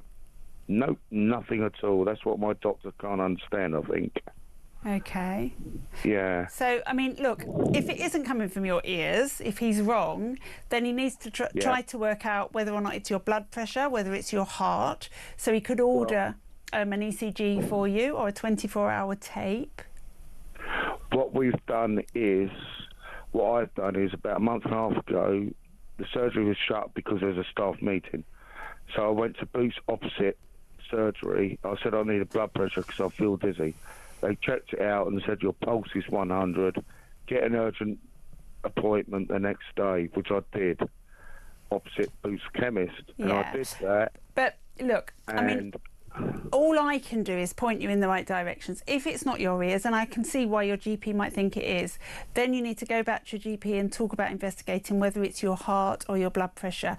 And you know, if you're a bit stressed, your pulse will be 100. I'm not that worried about that, Paul, but I think those are the things you need to do for now. They gave me a blood pressure test meter for 30 quid deposit. I went home with a sheet of paper. I got it back to him yesterday. A 7-day test, 2 tests in the morning, 2 tests in the evening, and he's happy with it. Okay, but it could still be your heart. Just because your blood pressure's okay, it could still be your heart. So you need to go back to your GP and speak to them that if this tablet isn't working, it's not your ears, is it your heart? He can do an ECG, he can do a 24-hour measurement of your heart. Yeah, I've had an ECG about a month ago, and that was from my COPD nurse that actually did that.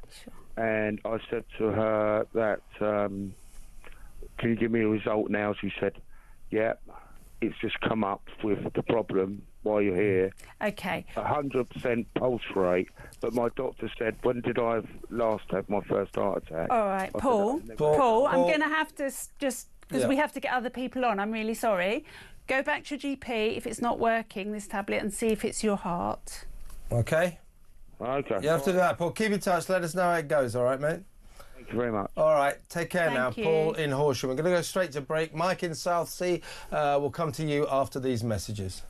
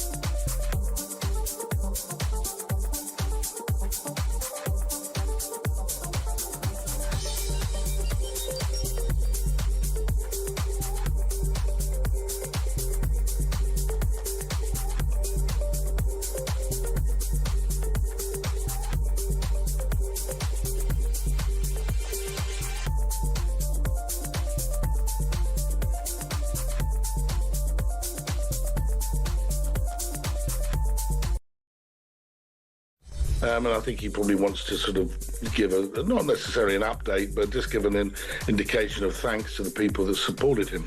You know what I think of the monarchy. It just worries me. Yeah, but he's living with cancer. That was an expression that was used not necessarily to him, but he's talking about people living with it, and you can do so. But, to do that, you've got to live with that chemotherapy, and which is incredibly draining. It's, it effectively is poisoning your system. Yep.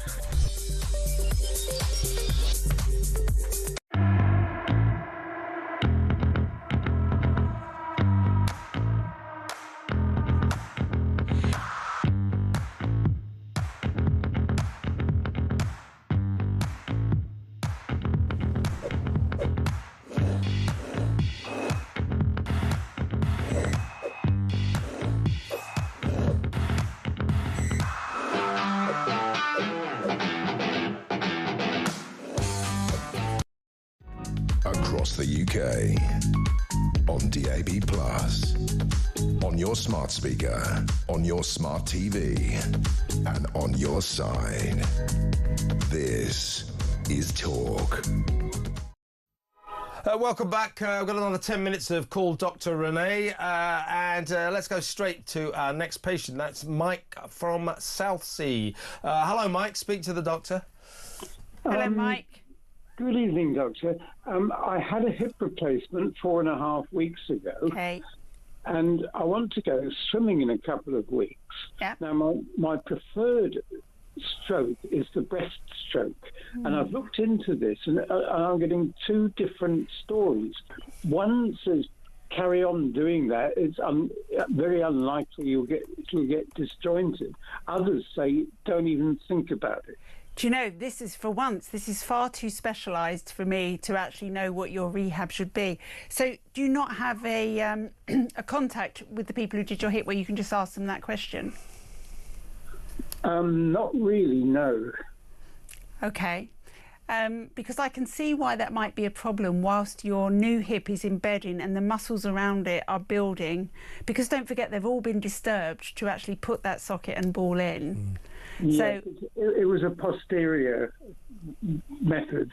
Right. I'll tell you something, mate. I got a pretty bad back I've had for years. And a doctor who's dealing with my back said, don't for God's sake, he said, go swimming, but don't for God's sake do the breaststroke. Which is it. So maybe there's a problem, that kind of action. You can imagine it's not good for bones, Yeah, and I think whilst you've got muscles that are healing, and don't forget muscles take 3 months to reform themselves and get their memory back. So I think get their bulk back. So I think I would go easy initially. In other words, I hear what you say, because as far as I'm concerned, this hip joint is my new best friend. It will be. Absolutely. Just treat it gently to start with. Yeah, I won't do anything. So, in other words, I should avoid the breaststroke for about 6 months. Would that be about right? I would say 3 to 6 months. Yeah. Well, we'll play it safe, I think. Do play it. What's the matter, Mike? You're no good at the crawl. I'm not either. Backstroke. Well, the things with breaststroke, I like to have my head out of the water. Yeah. A lot of people do, don't they? Yeah. Backstroke. Yeah. You can go along quite nicely backstroke. Backstroke, try that. Good idea. I must remember that when I go. So I think from what you said, if I avoid breaststroke for 6 months, then I should be okay. Would that be about right? Raring to go after that, I would imagine. Yeah, don't breaststroke for 6 months. Yeah, that's brilliant. And I remember what Dr. Renee said about, I haven't done the backstroke since I was a child. Oh, it's a brilliant stroke. Is it? Can we stop talking about swimming styles, please? Listen, Mike, I've got to move on, but thanks for a call and good luck with the swimming. It's Mike from Southsea there. I guess he's handy for the sea. That's down near Portsmouth, isn't it? Let's go. By the way, after the 9 o'clock news, it's Kinsey Schofield, all the way from Los Angeles, after a particularly frenetic week for Meghan. I mean, I don't know what she's on, but I mean, she's here. Did you mean HRH? I mean, yeah, HRH. She's here, she's there, she's every bloody where. You just can't escape her. We'll be talking about her after the 9 o'clock news. But let's go straight to our next caller. That's Les in Cheshire. Hello, Les. Talk to Dr. Renee. Hi, Kev. Great show as usual. Thank you, thank you. Renee, you're a diamond. Oh, thank you. How can I help?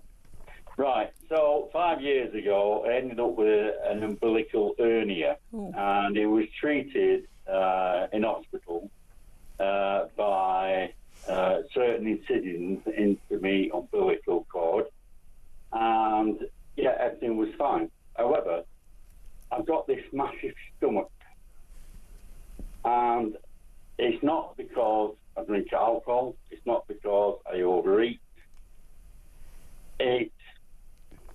I think it's because of that operation. Now, I went to a gym and they said to me, what do you want to do? I said, I want to get rid of this gut. And I told them about this umbilical hernia. And they said to me, well, I think before we start any exercise, you need to have an MRI scan. They're always going to say that, though, aren't they? I know they are. However, the thing is that when I do exercises myself, it's such a strain on my stomach, it hurts. Where does it hurt? In the stomach. Whereabouts? It's in the centralised from my navel straight up the centre. Okay.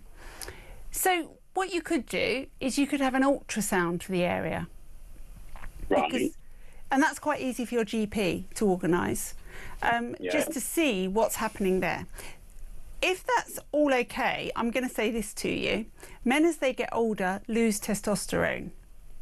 And the result of that is they lay down fat around their middle. And they don't have to be drinking lots of alcohol or eating lots of rubbish food to do that.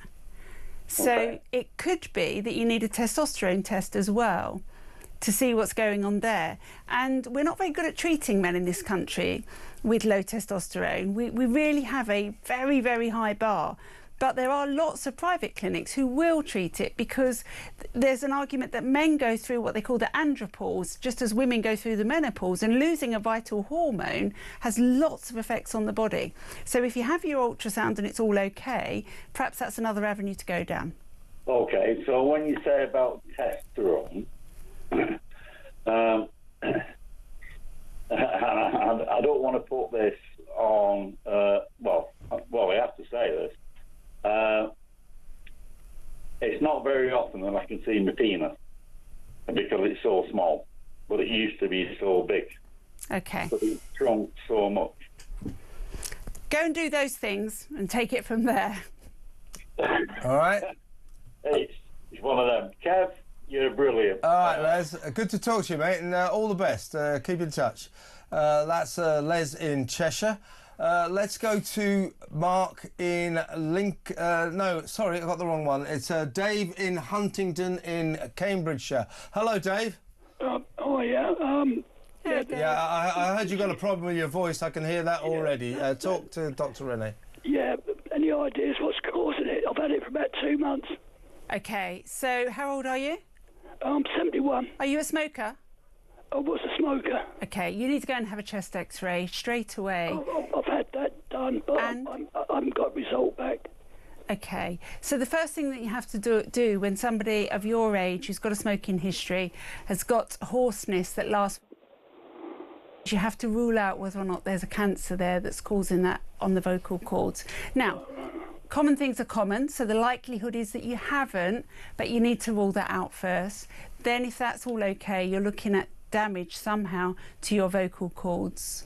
And we need to find out why. Is it polyps that are growing on your vocal cords? Have you got some erosion from gastritis that's coming up? It could be silent, you might not feel it, but it could be burning your vocal cords. I've been coughing up a lot of mucus at times, but it's clear.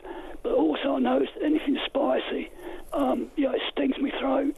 So it might be. It could be a gastritis, a silent reflux. If you look up silent reflux, it could be burning your vocal cords. You might need an endoscopy, a camera, to go down and just have a look at what's going on. Yeah, because last year I had a really bad inflammation in my stomach and my throat. and they cleared it up with antibiotics, and also they put me on anti-acid tablets. Yeah. So you had Helicobacter pylori in your stomach, which is the only bacteria that can live in your stomach. They've got rid of that, but you still could have the reflux. Oh, right. Okay, lovely. I hope we get me voice back soon. Okay. Good luck, Dave. Thanks for the call. Take Look care, after Dave. yourself. We've got just time for, I think, one more. I think the next on the list is it's a regular caller. Hi, Mark. It's Mark from Lincolnshire. How you doing, mate? Hi there, Kev, mate. You all right? Yeah, I'm good. Talk to the doctor. Hi, Mark. How can I help? Hi there, doctor. Well, it is just something that's been playing on my mind, really, just figuring out what they're actually trying to look for here. I've had, similar to your previous caller there, I've had balance problems now for about 4 years or so. They've kind of rendered me housebound for about 2 years. It's quite severe at this point. My GP believes it's ear-related. I do have my right ear, my right ear is fully blocked, and my left ear is getting there, and I keep getting recurring infections in there. I have done for years, which he thinks may have caused some damage in my ear, which is probably what's causing this. However, it's kind of escalated over the last 6 to 8 weeks now, to the point where I've ended up in hospital a couple of times with it because it's gotten so bad. Well, I've basically just been barely able to stand up, if you know what I mean. My GP sent out blooming ambulances for me and stuff because of it. And because of that, he's now referred me for a MRI on my head. Well, I was just going to say that you need an MRI on your head. Yeah, which is this coming Monday. On Bank Holiday Monday, which is nice. Amazing. It's going to rain on Monday, so it'll be fine. What better way to spend Bank Holiday Monday, eh? Yeah, it's fantastic. I mean, look, what they're going to be trying to rule out is they want to rule out that there's nothing inside your head that shouldn't be there. They want to rule out any inflammation to your cochlear nerve that's coming from your ear to your brain. They want to rule out an acoustic neuroma, which is a growth on that nerve. So there could be a myriad of things, and the chances are that it will come back as normal and the problem is in your inner ear. But until you've had the MRI, it's all guesswork. Yeah. You better go and get that done, Mark, yeah? Yeah, absolutely. It's just obviously it plays on your mind, you know what I mean? Yeah, I do, yeah. Well, listen, have a fabulous bank holiday. And let us know how it goes, Mark, and I know you'll be in touch anyway, so we talk quite often, don't we? So that's good luck, Mark. Mark in Lincolnshire. I think that's about it, I'm afraid. Sorry to Karen in Bristol and to everyone else who didn't quite get through, but we've got to go to the news now. Dr. Renee will be back next week for another Call Dr. Renee. Thank you very much, Renee. Thank you. What a fantastic hour, as usual. We not only did a lot of medical stuff, we did some good stories as well. So Renee will be back next week. When we come back after the news, it's Kinsey Schofield on the Royals, mainly Meghan, as usual. We look forward to that. Stay tuned. Stay exactly where you are, in fact.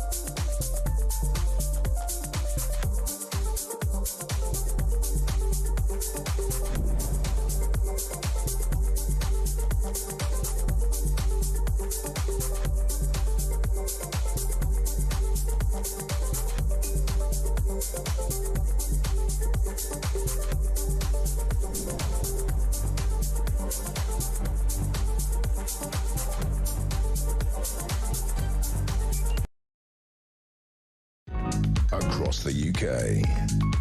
On DAB+, on your smart speaker, on your smart TV, and on your side. This is...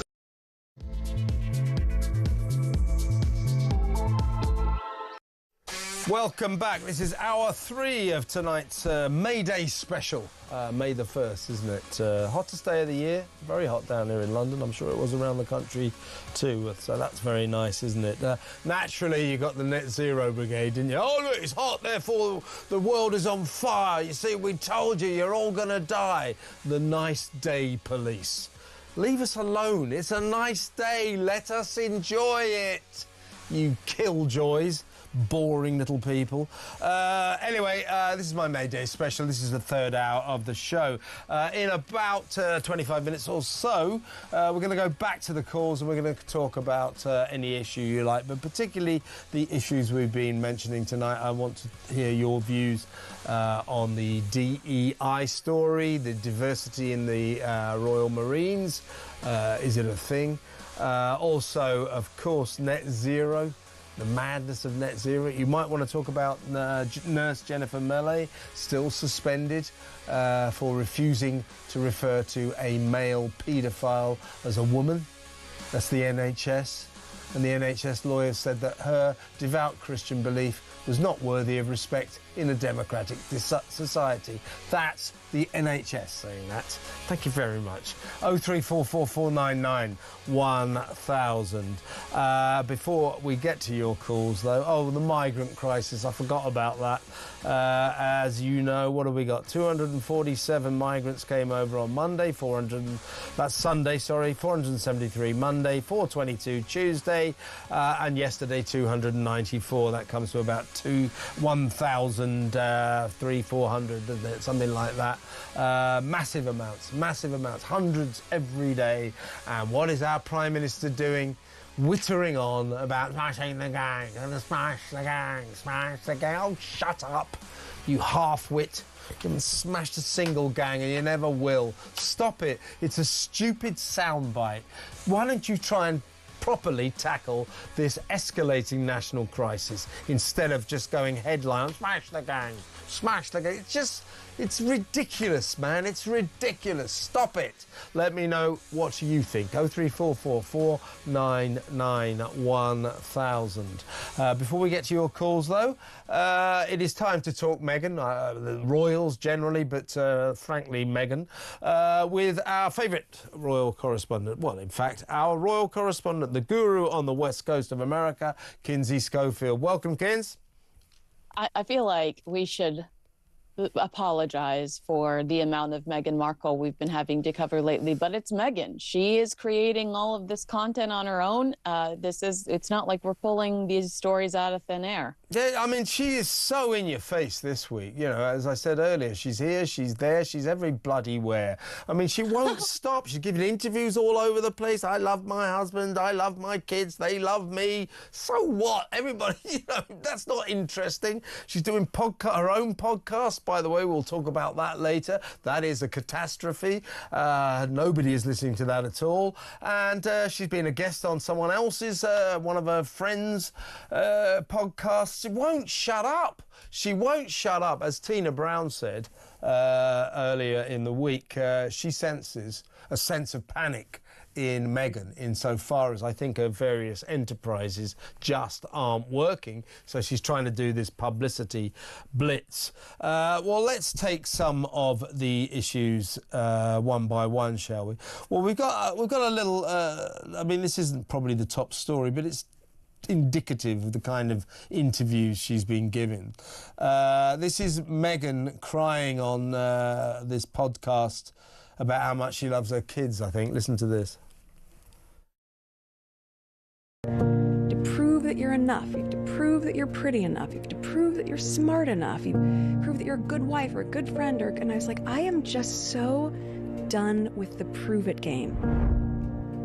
And if you can't see it, I don't need to prove to you why that's your loss. Because I know that I'm a great friend, and I know the kind of mom I am, and I know the kind of human being I am, and I know how I show up. And I love being able to be that person. I'm surprised she didn't sort of also boast. The other thing about me, apart from that I'm a great mum, I'm a great wife, I'm a great friend, I'm also incredibly modest. I mean, what a boaster. Stop boasting about yourself. What's wrong with her? She is racked with epic insecurity, isn't she? Yeah, I've said that for a while, that I didn't feel like anybody bullied her out of the British royal family. I felt like she was overwhelmed by her own insecurities and she just snapped. And that's why she had to get out of there. But the crying thing, I was just looking it up and I couldn't find the source. But during promotion for Suits, she was doing some of those hot girl magazines where, you know, they take videos of you eating hamburgers and you're in like a business shirt and a short skirt and stilettos. And she was doing promotion for Suits and she was joking with one of the photographers that she can cry on command. Like, and I think it's her left eye, but she's like, ready, left eye, go. And then you watch a tear fall down her face and then she starts cackling because she's so proud of herself that she was able to cry on cue. And it's interesting because if you look at pictures from Queen Elizabeth's funeral, there are only tears coming out of one duct. And it's like the one she says that she can cry on cue. And that's what I got there. It's, you know, remember when the Princess of Wales announced that she was suffering from cancer, she was barefaced. You know, she was raw and everybody celebrated how raw that video felt. She's not wearing any makeup. You know, look at, she's dressed down. So Meghan goes on a podcast with her friend who has a makeup empire and doesn't wear makeup and tries to... What's her name? Jamie Kern-Lima. Jamie Kern-Lima. Yeah. And tries to garner sympathy. What was that other one? Sorry to interrupt, Kins. What was that other, the Whitney, what was the name? The other... From Bumble? Yeah. Whitney from Bumble was also on Jamie Kern-Lima's podcast to all of her recently. friends, she had 3 names as well, didn't she? Whitney Wolfhurst, Whitney Wolfhurst or something. Do all of her friends have 3 names? Well, of course she's Meghan Markle Sussex, isn't she? Yeah, well, she is HRH. She just goes by HRH. No, she's not, now. but more of that later. Let's, first of all, we will talk about this. By the way, folks, if you haven't noticed this, it is outrageous the way Meghan, Harry, it's not the kids' fault, but they're involved in this as well. They have completely betrayed the Queen's dying wish, or not so much dying wish, dying command. The agreement was you can go to California and you can be the Duke and Duchess of Sussex, but I don't want you to use His Royal Highness and Her Royal Highness. I don't want HRH because we know Meghan's going to go into business. Harry wants to make money as well, and I don't want your Royal Highness to be used for commercial purposes. And don't forget that Harry and Meghan made the point at that time that the Queen did not own the word royal. Remember? Yeah, well, exactly. But the point is, and we know that William, the Prince of Wales, is absolutely seethingly furious that both Harry, Meghan, and it's not the kids' faults, but they're involved in this, they are using HRH left, right and centre. The family stationery has HRH all over it for the kids as well as the parents. She sent a parcel to this Jamie Kern-Lima a year ago with the compliments of HRH, the Duchess of Sussex, and so on and so forth. So they're completely going back on that agreement. And liars. I mean, we knew that, but liars, because for Meghan to say, I'm not using it to promote myself, I'm using it privately. Kevin, if I sent you a gift, I would be like, love you, Kinsey. Yeah. With love, Kinsey. Yeah. I hope you enjoy, Kinsey. I wouldn't be like Miss Schofield. Yeah. You know, that's right. Yes. And here's the thing, Kevin, because if you really think about it, this is not the only person she's done this to. It's the only person that put it out on the internet. Yeah. She is seeking high-profile women that she wants to infiltrate their social circle, and she is reminding them, I'm above you. You want to be my friend because I'm HRH. So true. Well, let's go into what I thought was quite a shocking story. It's only just emerged. Meghan has made a lot out of being a working mom.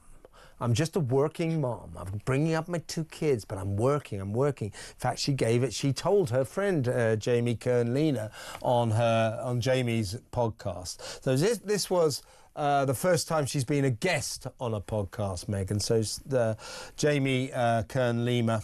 I've got that in the right order, haven't I? It's not Lima Kern, is it? I don't really care, but Jamie Kern-Lena, of course, has a cosmetic company that, by an absolutely extraordinary coincidence, Meghan has got a financial stake in. So she became a guest on Jamie's podcast and started talking about working mom.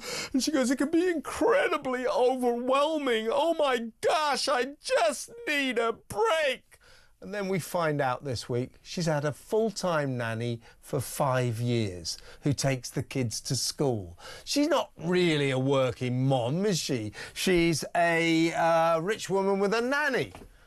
Well, doesn't it just make you sit back and go, what the hell do you do?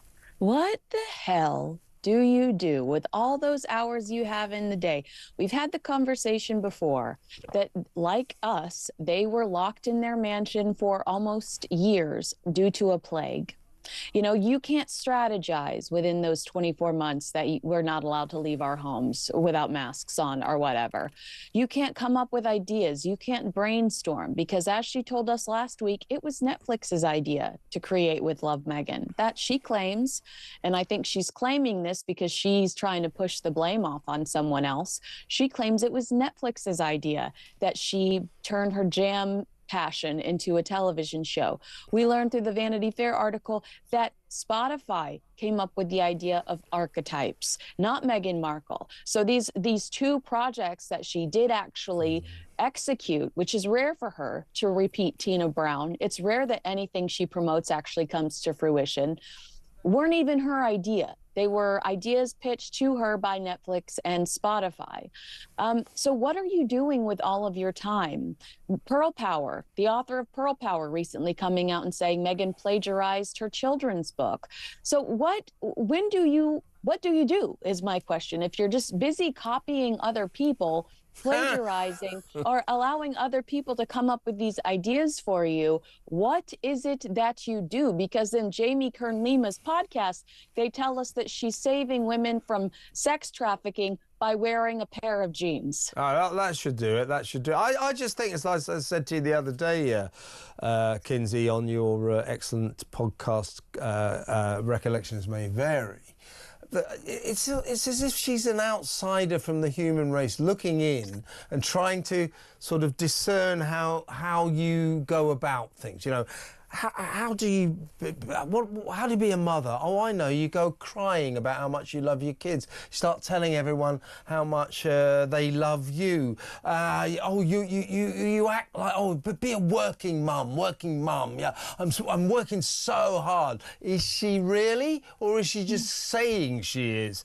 I just think there's something kind of strangely detached about her approach to life. She's playing a load of roles. So does she work hard, or does she just say she works hard? I'm leaning towards the latter. Well, according to their tax documents, they work 1 hour a week. So if we want to look at tangible evidence, we have their tax documents that tell us they work 1 hour a week for Archwell. And you know what? I would just stress Princess Diana loathed the idea of nannies. It was King Charles, once they separated, that had Tiggy, but Princess Diana didn't want nannies around, and so Meghan keeps trying to shove this Princess Diana narrative down our throat. I had to use my clothes to tell the story because I couldn't speak when I was a member of the royal family, which is classic Diana black sheep sweater. But you know, it tells me a lot, Meghan, that Meghan would have a nanny, and that she has done this entire parade, this entire junket of media talking about how hard it is to be a working mom, when most of the working mothers in America do not have help. Exactly right, exactly right. You know, I think her definition of motherhood is you have a nanny to help you. Regret to inform you, Meghan, most women, most mothers can't afford a nanny. But she never mentioned this before. Suddenly she mentions it. And she's still talking about doing the school run. She does the school run when she fancies it. She says she loves making their food tuck boxes for school and all this kind. I get up at and writing notes for them. What 3-year-old do you know reads right now? Incredibly talented children you have. Yeah, well, I mean, just generally speaking, I don't think things are very good with Meghan right now. And as Tina Brown said the other day, she senses a sense of panic in Meghan, insofar as that's why she's in our face now, because she's just sort of desperately trying to kind of get things rolling properly. Now, don't forget, Kev. Yeah. A few months ago, her main PR person left. I think Meghan is the conductor of this crazy train that we are currently witnessing. I think all of these years, she's had professionals around her saying, you need to dial it back. Yeah. Less is more. You've got to keep the mystique. And she hated that because she was a hustler. She worked hard to get herself in magazines, and she worked hard to get herself on TV shows to promote Suits. Like she put herself out there. Mm-hmm. She went to the publicity people at the network that Suits aired and said, I want to be the spokesperson, put me on TV everywhere.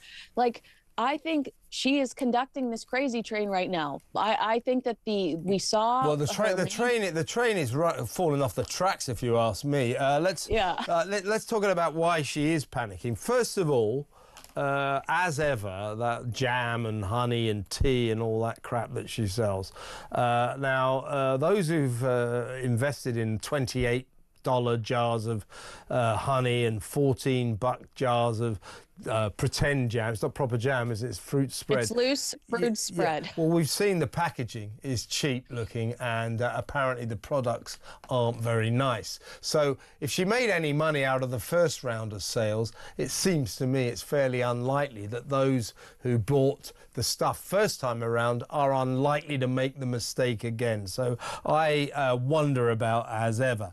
But but maybe as ever, you know, we don't know what its fate will be, but we do know the fate of her podcast, Confessions of a Female Founder, all about women entrepreneurs who've been successes, unlike her. And it's in bad shape. It has plummeted out of the top 100 charts in the podcast charts, and is about 30 to 40 places below a podcast all about getting to sleep, how to get to sleep. It's at about 130 in the podcast charts. And it is a catastrophe. It's an absolute disaster. No one is listening to it. And we know why, don't we? Because it is toweringly tedious. It is boring. As I always say, the problem with Meghan is she has no idea how to be entertaining. She swallowed a bucket full of boring pills at some point in her life, and she is just congenitally dull, congenitally boring. It is in her DNA, and Confessions of a Female Founder is frankly finished. Yeah, well, she only technically has a month left of episodes because we were teased that there were 8 episodes to look forward to, and we're a month in, not so impressive. And I think she'll probably continue to do the daytime TV circuit, like the Drew Barrymores, the Kelly Clarksons, some of those types of shows, Good Morning America, Today Show, to try to shove As Ever down our throat. But girl, you're going to need to replenish. Yeah. And my argument is, when you sell out, if there is a true demand, why don't you immediately put a pre-order opportunity on your website? And that's not, everything's just sold out. So I don't know. I don't feel like she's this is all an organized execution. Well, that's what Tina Brown said, wasn't it? That she's incredibly shallow and she never finishes anything.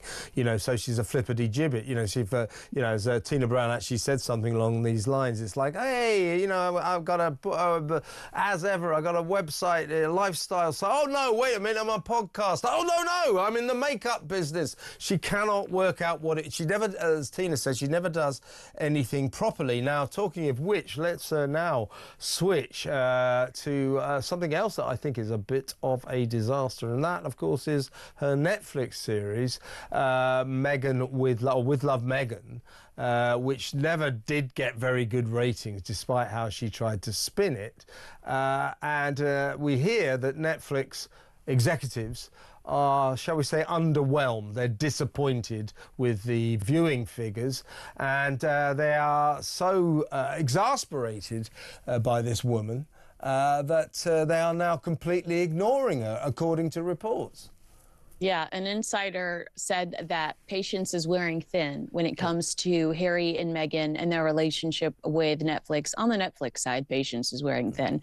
They said it has raised eyebrows, specifically that Meghan was excluded from Netflix little Vegas restaurant. And this Vegas restaurant is called Netflix Bites.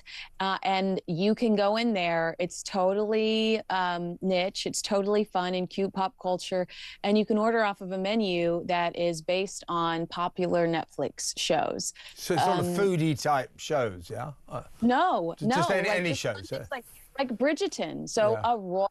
So you get like a adolescence pasty or something like that. No, maybe not that, but like Stranger Things pasta. You know, it would be something like I get it. Yeah. Yeah, and so, but they do, like, they have a cute little Bridgerton, specifically Regency tea designed by Lady Whistledown. And so the insider is saying for Netflix to exclude their biggest food influencer. Okay, who is this source? Meghan Markle herself from their menu while featuring a number of smaller shows is an insult to Meghan. And they were saying that you should be able to have a spread of toast. You know what Meghan's and this is important. Meghan's ice cubes. Meghan's ice cubes. Meghan's ice cubes. That all-important recipe: how to make ice cubes. Fruit spread, some pretzels, peanut butter pretzels to go. Yeah. But the reason why this is significant is because Meghan has. You and I have said from the get-go, Meghan is an employee, but Meghan's version of events partners, aren't they? They are partners. If Netflix is truly a partner with Meghan, they would go above and beyond to help her grow this brand. If they were enthusiastic, I should say, about this partnership. Isn't it surprising to you that they wouldn't have something in this Netflix Bites restaurant? Especially after we heard for months that they were planning on having her placed in some of their special pop-ups in malls. And that's a snub. That is a big snub. And also it's a reflection on Netflix's attitude towards With Love Meghan. I just think they now feel that ship has sailed. It didn't really work that well. Okay, there'll be another series in September, is it? But so what? It just didn't work, and we know it didn't work. They have to air that now. If they shot it back to back, it would doesn't really matter, does it? I mean, millions of dollars if they didn't. It doesn't really matter. The reason it's failing is because it was just a horribly dull show, and it was ridiculous, as Tina Brown said. She missed the zeitgeist as well. You know, the zeitgeist now about screen entertainment, YouTube type stuff. You know, it's Joe Rogan, you know, sitting in a shed. It's scaled down. It's not flashy. It's not glamorous. And yet... and it's real and it's raw. Relatable, and exactly. Authenticity. Exactly. You don't stand in front of a friend and correct them on your title. Actually, funny you it's so funny. It's so funny you say Sussex. It's so funny you say Markle. It's Meghan Sussex now. You know, how can we forget that moment? Can I just quickly point out that one of the things, and we discussed this at the time, so I'm not surprised by this, one of the things the insider said was that there was widespread dismay that Harry and Meghan failed to do, Meghan executive producer, don't forget, failed to do any high profile or any at all promotion for Prince Harry's 5-part Polo series. You know, that was wild to Netflix. They were so disappointed by Harry and Meghan not promoting that project. And you sit back now, we've seen everything that's happened, the fallout. Harry jeopardized his relationship with Senabale for this really shallow, irrelevant reality show. And now both of those projects have made his life more difficult. Yes, indeed. Now, let's quickly finish off with reports in the American press, I think it's the New York Post, about what happens at Montecito Towers, the staff. The staff are apparently required to call her mom and him sir. But she doesn't like, she hates, will not be, she won't take Meghan, that's not good enough. It has to be mom, but she doesn't object, we're told, to Princess Meghan. Princess Meghan, HRH, Duchess Meghan. Yeah, how many titles do you bloody well want? You know what? I'm just going to call her Rachel, because that's legally her name. I'm just going to call her Rachel. Yeah. That's all I've got for her.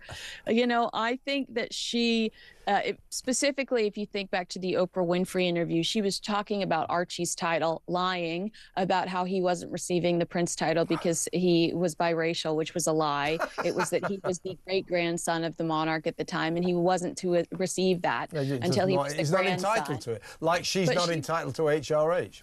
Yes, but she was talking to Oprah about how the grandeur, like that's irrelevant to her. She's not about, she's above that. Yeah.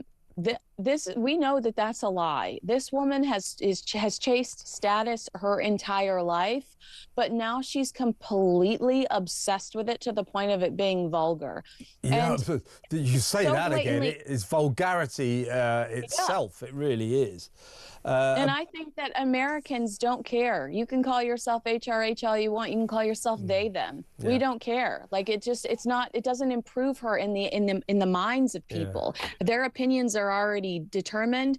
And it's that she is a shallow, disruptive individual that is wholly self-consumed. Yeah, and consumed by a kind of insecurity. But I think, to be fair, I've just worked out, she calls herself HRH. I think it actually stands for Her Rubbish Highness. Do you think that's probably it, right? I mean, you know, meanwhile, a last word, what the hell is Harry up to? Nothing as usual? Smoking dope, smoking dope in the yard? Probably smoking smoking a J. Yeah. But he's missing Archie's 6th birthday to be in Vegas for an event around the Diana Awards, to which I would just remind you that my favorite Prince Harry Vegas story involves him being nude and rude. Yeah, I remember that. Yeah. Vegas, Harry. Yeah. You know what stays what happens in Vegas stays in Vegas, but it didn't with Harry, did it? Well, when he goes to Vegas, maybe he could pop into Netflix Bites to find out if he can find any of Meghan's food. He'll be disappointed, won't he? Kinsey, great stuff as always. Got to go though. We've overrun as always. I will see you. Have a great weekend, and we'll speak again on Monday. The great Kinsey Schofield there. Let's go straight to break. After we come back, we're going to take your calls and read some of your messages and your WhatsApp voice notes, so stick around.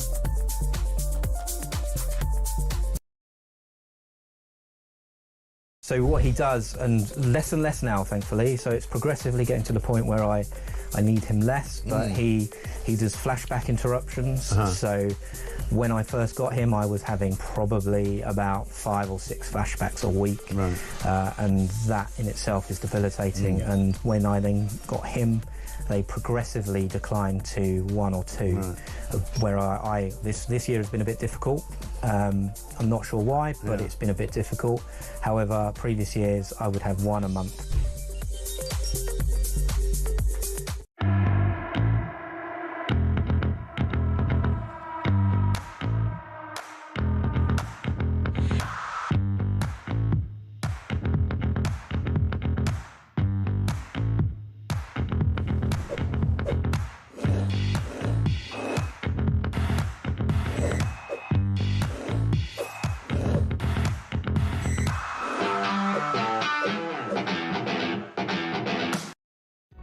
Across the UK, on DAB+, on your smart speaker, on your smart TV, and on your side.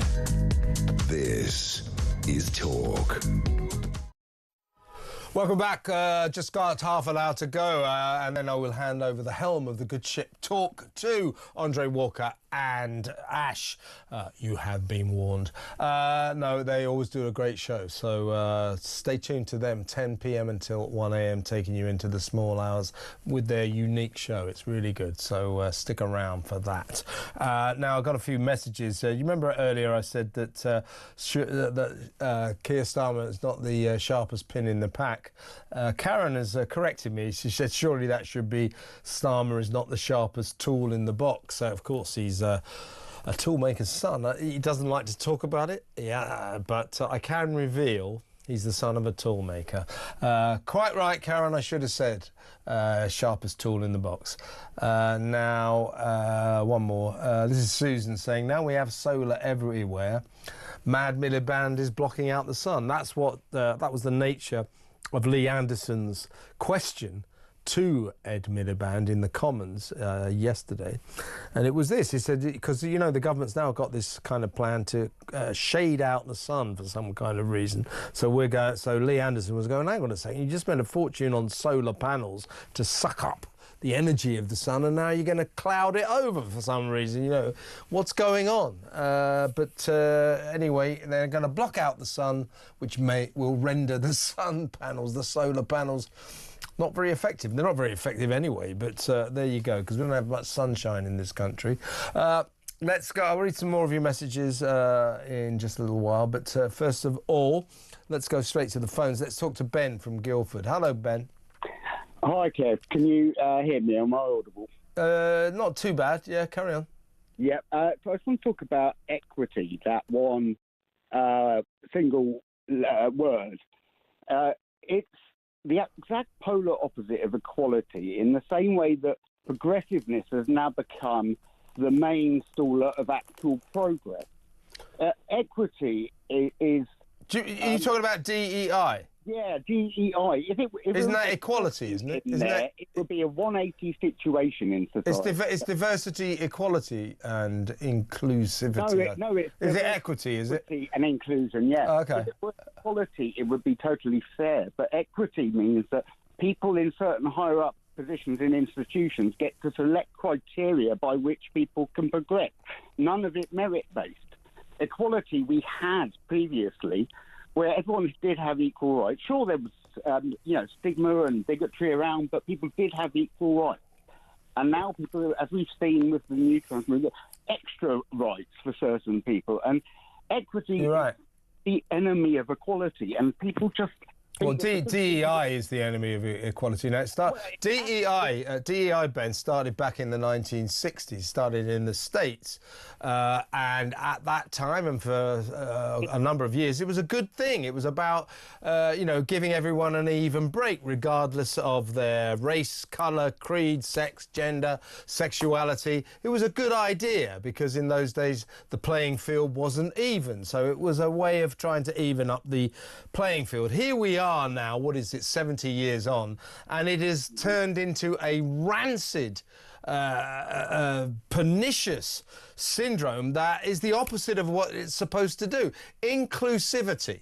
You know, I'll give you one example. The DEI, the inclusivity at the West Yorkshire Police has resulted in them excluding white people from applying to be police officers there. So in other words, the inclusivity ends up being exclusivity. It cuts people out. It does not include everyone. The whole concept of DEI has become rancid, and it is pernicious in this country, I believe. Absolutely, and actually its roots go further back, and it's very disturbing. DEI was invented by Stalin. Diversity and... Was it? Did he call it DEI? Stalin to bring the various parts of the Russian Empire into heel with the mainstream view.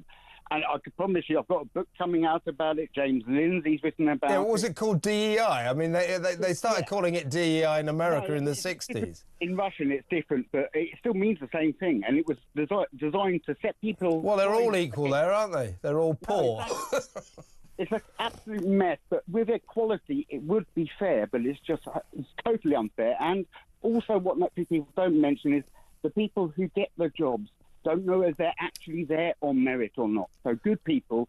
Well, which is the entire story that John Carr, the Royal Marine, was telling us, that if women ever qualify for the Royal Marines, the suspicion will be that they didn't really qualify. They just lower standards to get them in and say we've got females in the regiment. So it's as simple as that. Yeah, Ben, good point. I've got to move on, though, but thank you for an excellent call. Ben in Guildford there. Let's go to break. When we come back, more of your calls.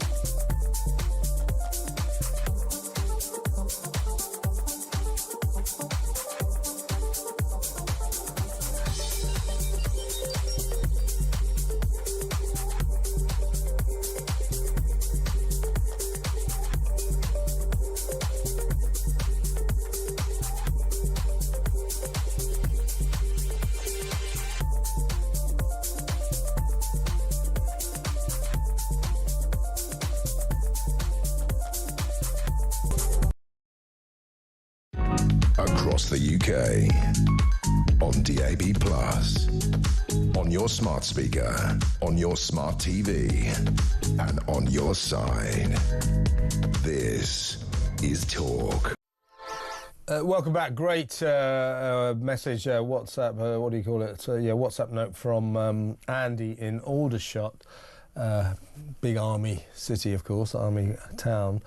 He says, I've been serving in the army for more than 30 years and the DEI has got worse. It's not just the silly workforce instead of manpower or the silly pronouns at the end of emails. He puts in brackets, I refuse to do that, by the way. But it's the constant lowering of standards to include everyone, and you can't include everyone unless they are lowered. I have watched it develop over the years and watched officers push it because to not do so would end their careers. The forcing of the DEI objective is true. It's there, whether you like it or not. Andy in Aldershot. He's a serving army man. So there you are. And I got another one here. It doesn't have a name on it, which is a shame, but it's a very good message that I've received. Hi Kev, this is typical army, the money they waste on DEI.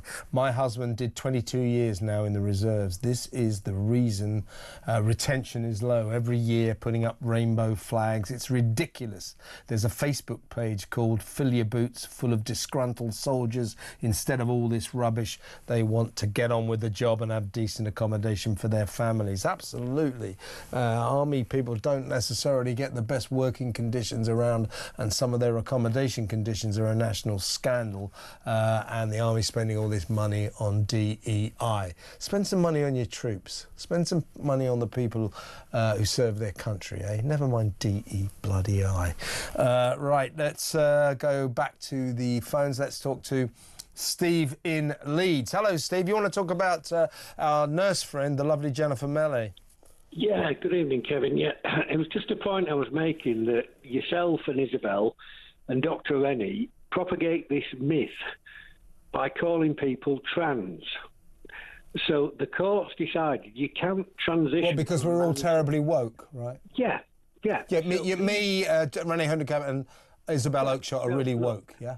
Talk radio. Are you calling me woke? You calling me woke? Well, let me just finish. Are you calling me woke? In a sense. Yes. Are you? Yes. Okay, well, get off the phone then. Right? Get off the phone. Go away. Cut him off. Okay, let's go to the next call. I'm not having that. Not having that. These people who go, I'm the one. I know about this. You so trans. Don't you come on my show and call me woke. How dare you? Right, calm down, Kev. Let's go back to the phones and let's talk to a new caller who's probably quaking in his boots. Steve in Hertfordshire. Hello, Steve. Good morning. Good morning. It's good evening. Yeah, hi. I'm a first-time caller. I just welcome. I returned from Italy. Mm-hmm. An air flight, and we flew over. I'm not sure whether it was the Belgian border or the French border, but I looked down. There were literally thousands of wind turbines, and not one of them was turning. Really? That's well. This was in Italy, yeah. No, back here, yeah. Back here, yeah. Yeah. Well, loads of them don't. Because they have to turn them off. You know, sometimes. Ironically, sometimes quite often they create too much power, which all has to be ditched, and the power companies that run them get kind of compensated to the tune of millions of pounds by the government for not running their windmills. It's mad. It's crazy. I mean, there are thousands of them, literally. Anyway. Yeah, tell me about it. I drove down from London to Cornwall last week, and you could not move for windmills and solar farms. These people, these green nutcases, these net zero zealots, Stephen, are vandalising our country. They're vandalising it. I know. Also, looking out of the window, you can see lots of small boats. Now, I don't know if they were immigrants or not, but you can see, like, orange. A lot of at the front of these boats, like orange vests. Now, I think that sounds to me like the Border Force and the Royal Lifeboat Service, their very renowned water taxi service, whereby they pick up migrants in the middle of the channel and helpfully bring them to Britain. Yeah. Well, Starmer keeps saying, the usual. Smashing the gangs. Smash the gangs. Yeah, we know that, yeah. I'm fed up with listening to the Prime Minister's question time, and all he keeps saying is about 14 years of Conservatives, and they didn't do this. But he doesn't answer a bloody question. Well, Miliband, if he does answer it, doesn't make any sense. Everything about his stance on net zero, all of the science he comes up with, all of the statements he makes are incoherent gobbledygook, absolute unscientific claptrap. He's gaslighting us with a load of... I'm not saying that he lies to us, because I think he's so deranged he actually believes this nonsense. I think in his heart he's an evangelist, he's an ideologue, and we don't need that. We need realists to run this country. That's what you actually term a pathological liar. Well, I don't think he is. I think he's an evangelist. He's got a religious faith in this utter claptrap. Well, yeah, there you go. And also on the point of illegal immigrants, I mean, we managed to find Saddam Hussein, we managed to find Gaddafi. What's happening? I mean, you know, surely we can infiltrate these smuggling gangs, put a stooge in there and find out where... and then smash them. Yeah, exactly. Smash the gangs. Well, yeah, we could. I'd just turn them around in the middle of the channel. Not let them come to this country in the first place. I don't think we have to worry about the people smuggling gangs. I mean, it'd be nice to catch some of them. It'd be nice to teach them a lesson and smash them, if I can coin that phrase. But basically, what we got to do is stop the migrants. So let's stop enticing them here. Let's stop giving them 50 quid a week. Let's stop giving them free food. Let's stop putting them in 4-star hotels. Let's stop giving them free doctors, free dentists, free lawyers. No wonder they come across. If we stopped all of those enticements and set up deterrents like, I don't know, the Rwanda scheme, then maybe we might solve this migrant crisis. But the way it is right now, don't get lured into that nonsense about smashing the gangs. The gangs are periphery. We've got to stop the migrants. If we stop the migrants, no more gangs. See what I mean? As soon as you send some back, they won't want to come anymore. Exactly right, Stephen. You send that message, look, when you get here, you're going straight back. Then they won't come. It's not rocket science. Absolutely. Stephen, I've got to move on, but that was a good first call, and don't make it your last call. Call me again. Stephen in Hertfordshire there. And what else? We better go to break now, and then we'll come back and we'll talk to Jason in Sheffield.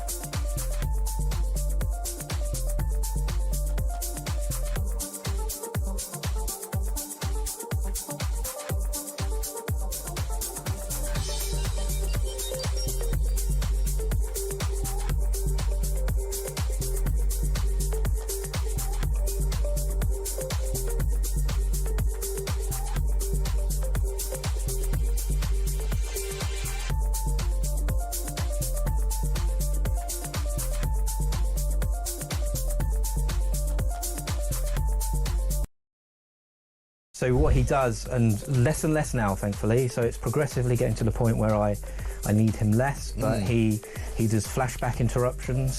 So when I first got him, I was having probably about 5 or 6 flashbacks a week, and that in itself is debilitating. And when I then got him, they progressively declined to 1 or 2, where this year has been a bit difficult. I'm not sure why, but it's been a bit difficult. However, previous years I would have 1 a month.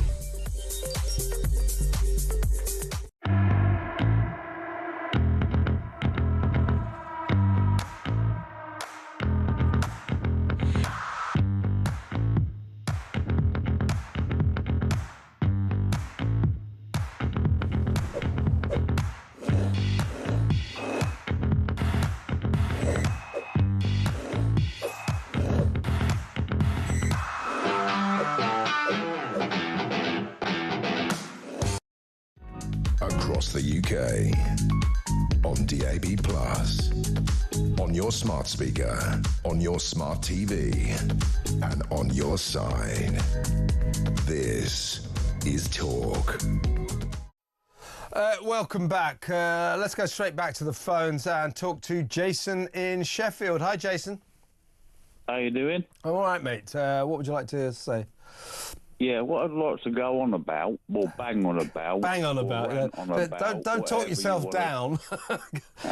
Go on, what would you like to say, Jason, seriously? Is this army thing with the Marines? DEI, yeah, the DEI and the Marines, yeah. Yeah, lowering the standards at which you can get in so they can come up and say, oh, we've got a woman in there. When I first heard this story come up the day before yesterday, I'd sort of done a micro pub with all the women in my family. Yeah, sorry, go on. And I asked them, would you shoot a young man if the country was at war? What did they reply? It depends who the young man was, yeah? No, I've got a few young men I wouldn't mind shooting, I'll tell you.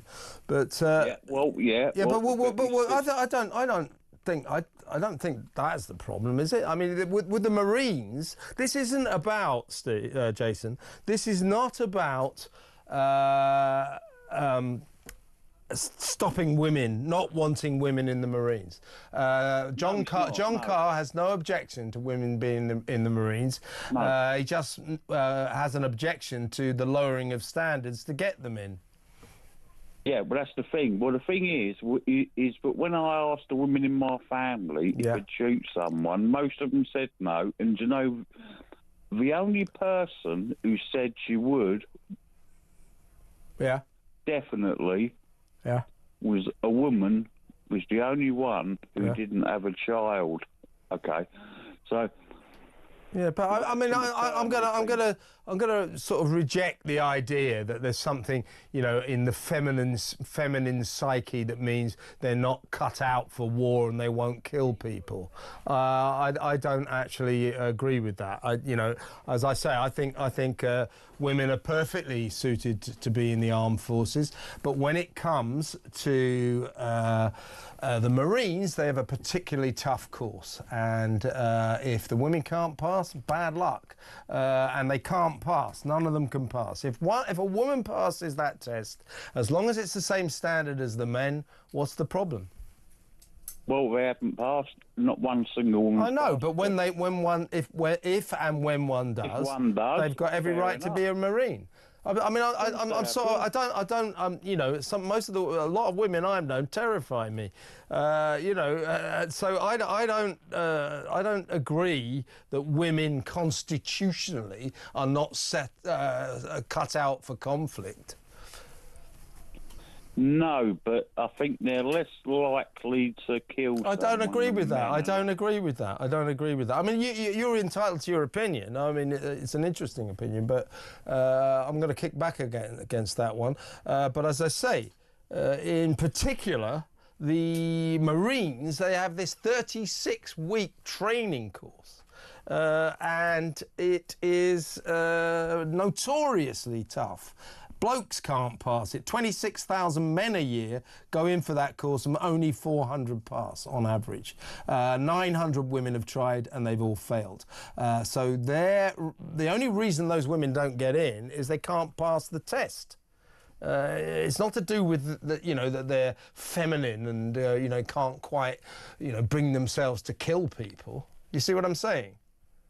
Yeah, I exactly see what you're saying, but maybe, just maybe, you need to be of a certain fitness to be on the front. Well, but what I'm saying, I agree with that as well. But some women You know, I mean, I'm sure there will come a woman one day who is fit enough to do it, who is very, very tough. But so far, they haven't found one. You know, again, it's not like, oh, well, women aren't cut out for this. It's that they can't pass the test, and nor can nearly every man. You see what I mean? Most people cannot pass the Marines' tough training induction course, 36 weeks of sheer hell. Ask anyone who's been through it. Do you see what I'm saying? Yeah, it's not misogynistic. No, I know you're not being misogynistic, but no, what I'm saying is what the process isn't misogynistic. Because no, it's not. No, he's not being misogynistic. Many men can't get in. Yeah. Whether it's all the women, but there's that many men can't get in. Yeah. It's such a small amount. Yeah. Yeah. Well, yeah, exactly. Listen, Jason, I've got to move on because the show's nearly over. Always good to talk to you, though, mate. And respect to your opinion. I'm just going to kick back a bit. I don't agree with that one, but keep calling. Always good to talk to you, mate. Jason in Sheffield. Ash is in the studio. How are you, mate? All right, mate. Have you ever tried to get into the Marines? Yeah, I've done it. But, you look like the kind of specimen that sailed through that course. But on October the 7th, there was a battalion of just women tank unit that rescued one of the... And, you know, in paratroopers, I know in the Israeli Defence Force, they do have maybe one woman for 12. Yeah, the IDF have got lots of women. Lots of women, but there's also one attached in each paras, you know, in case they need a cup of tea or a hole sewn up.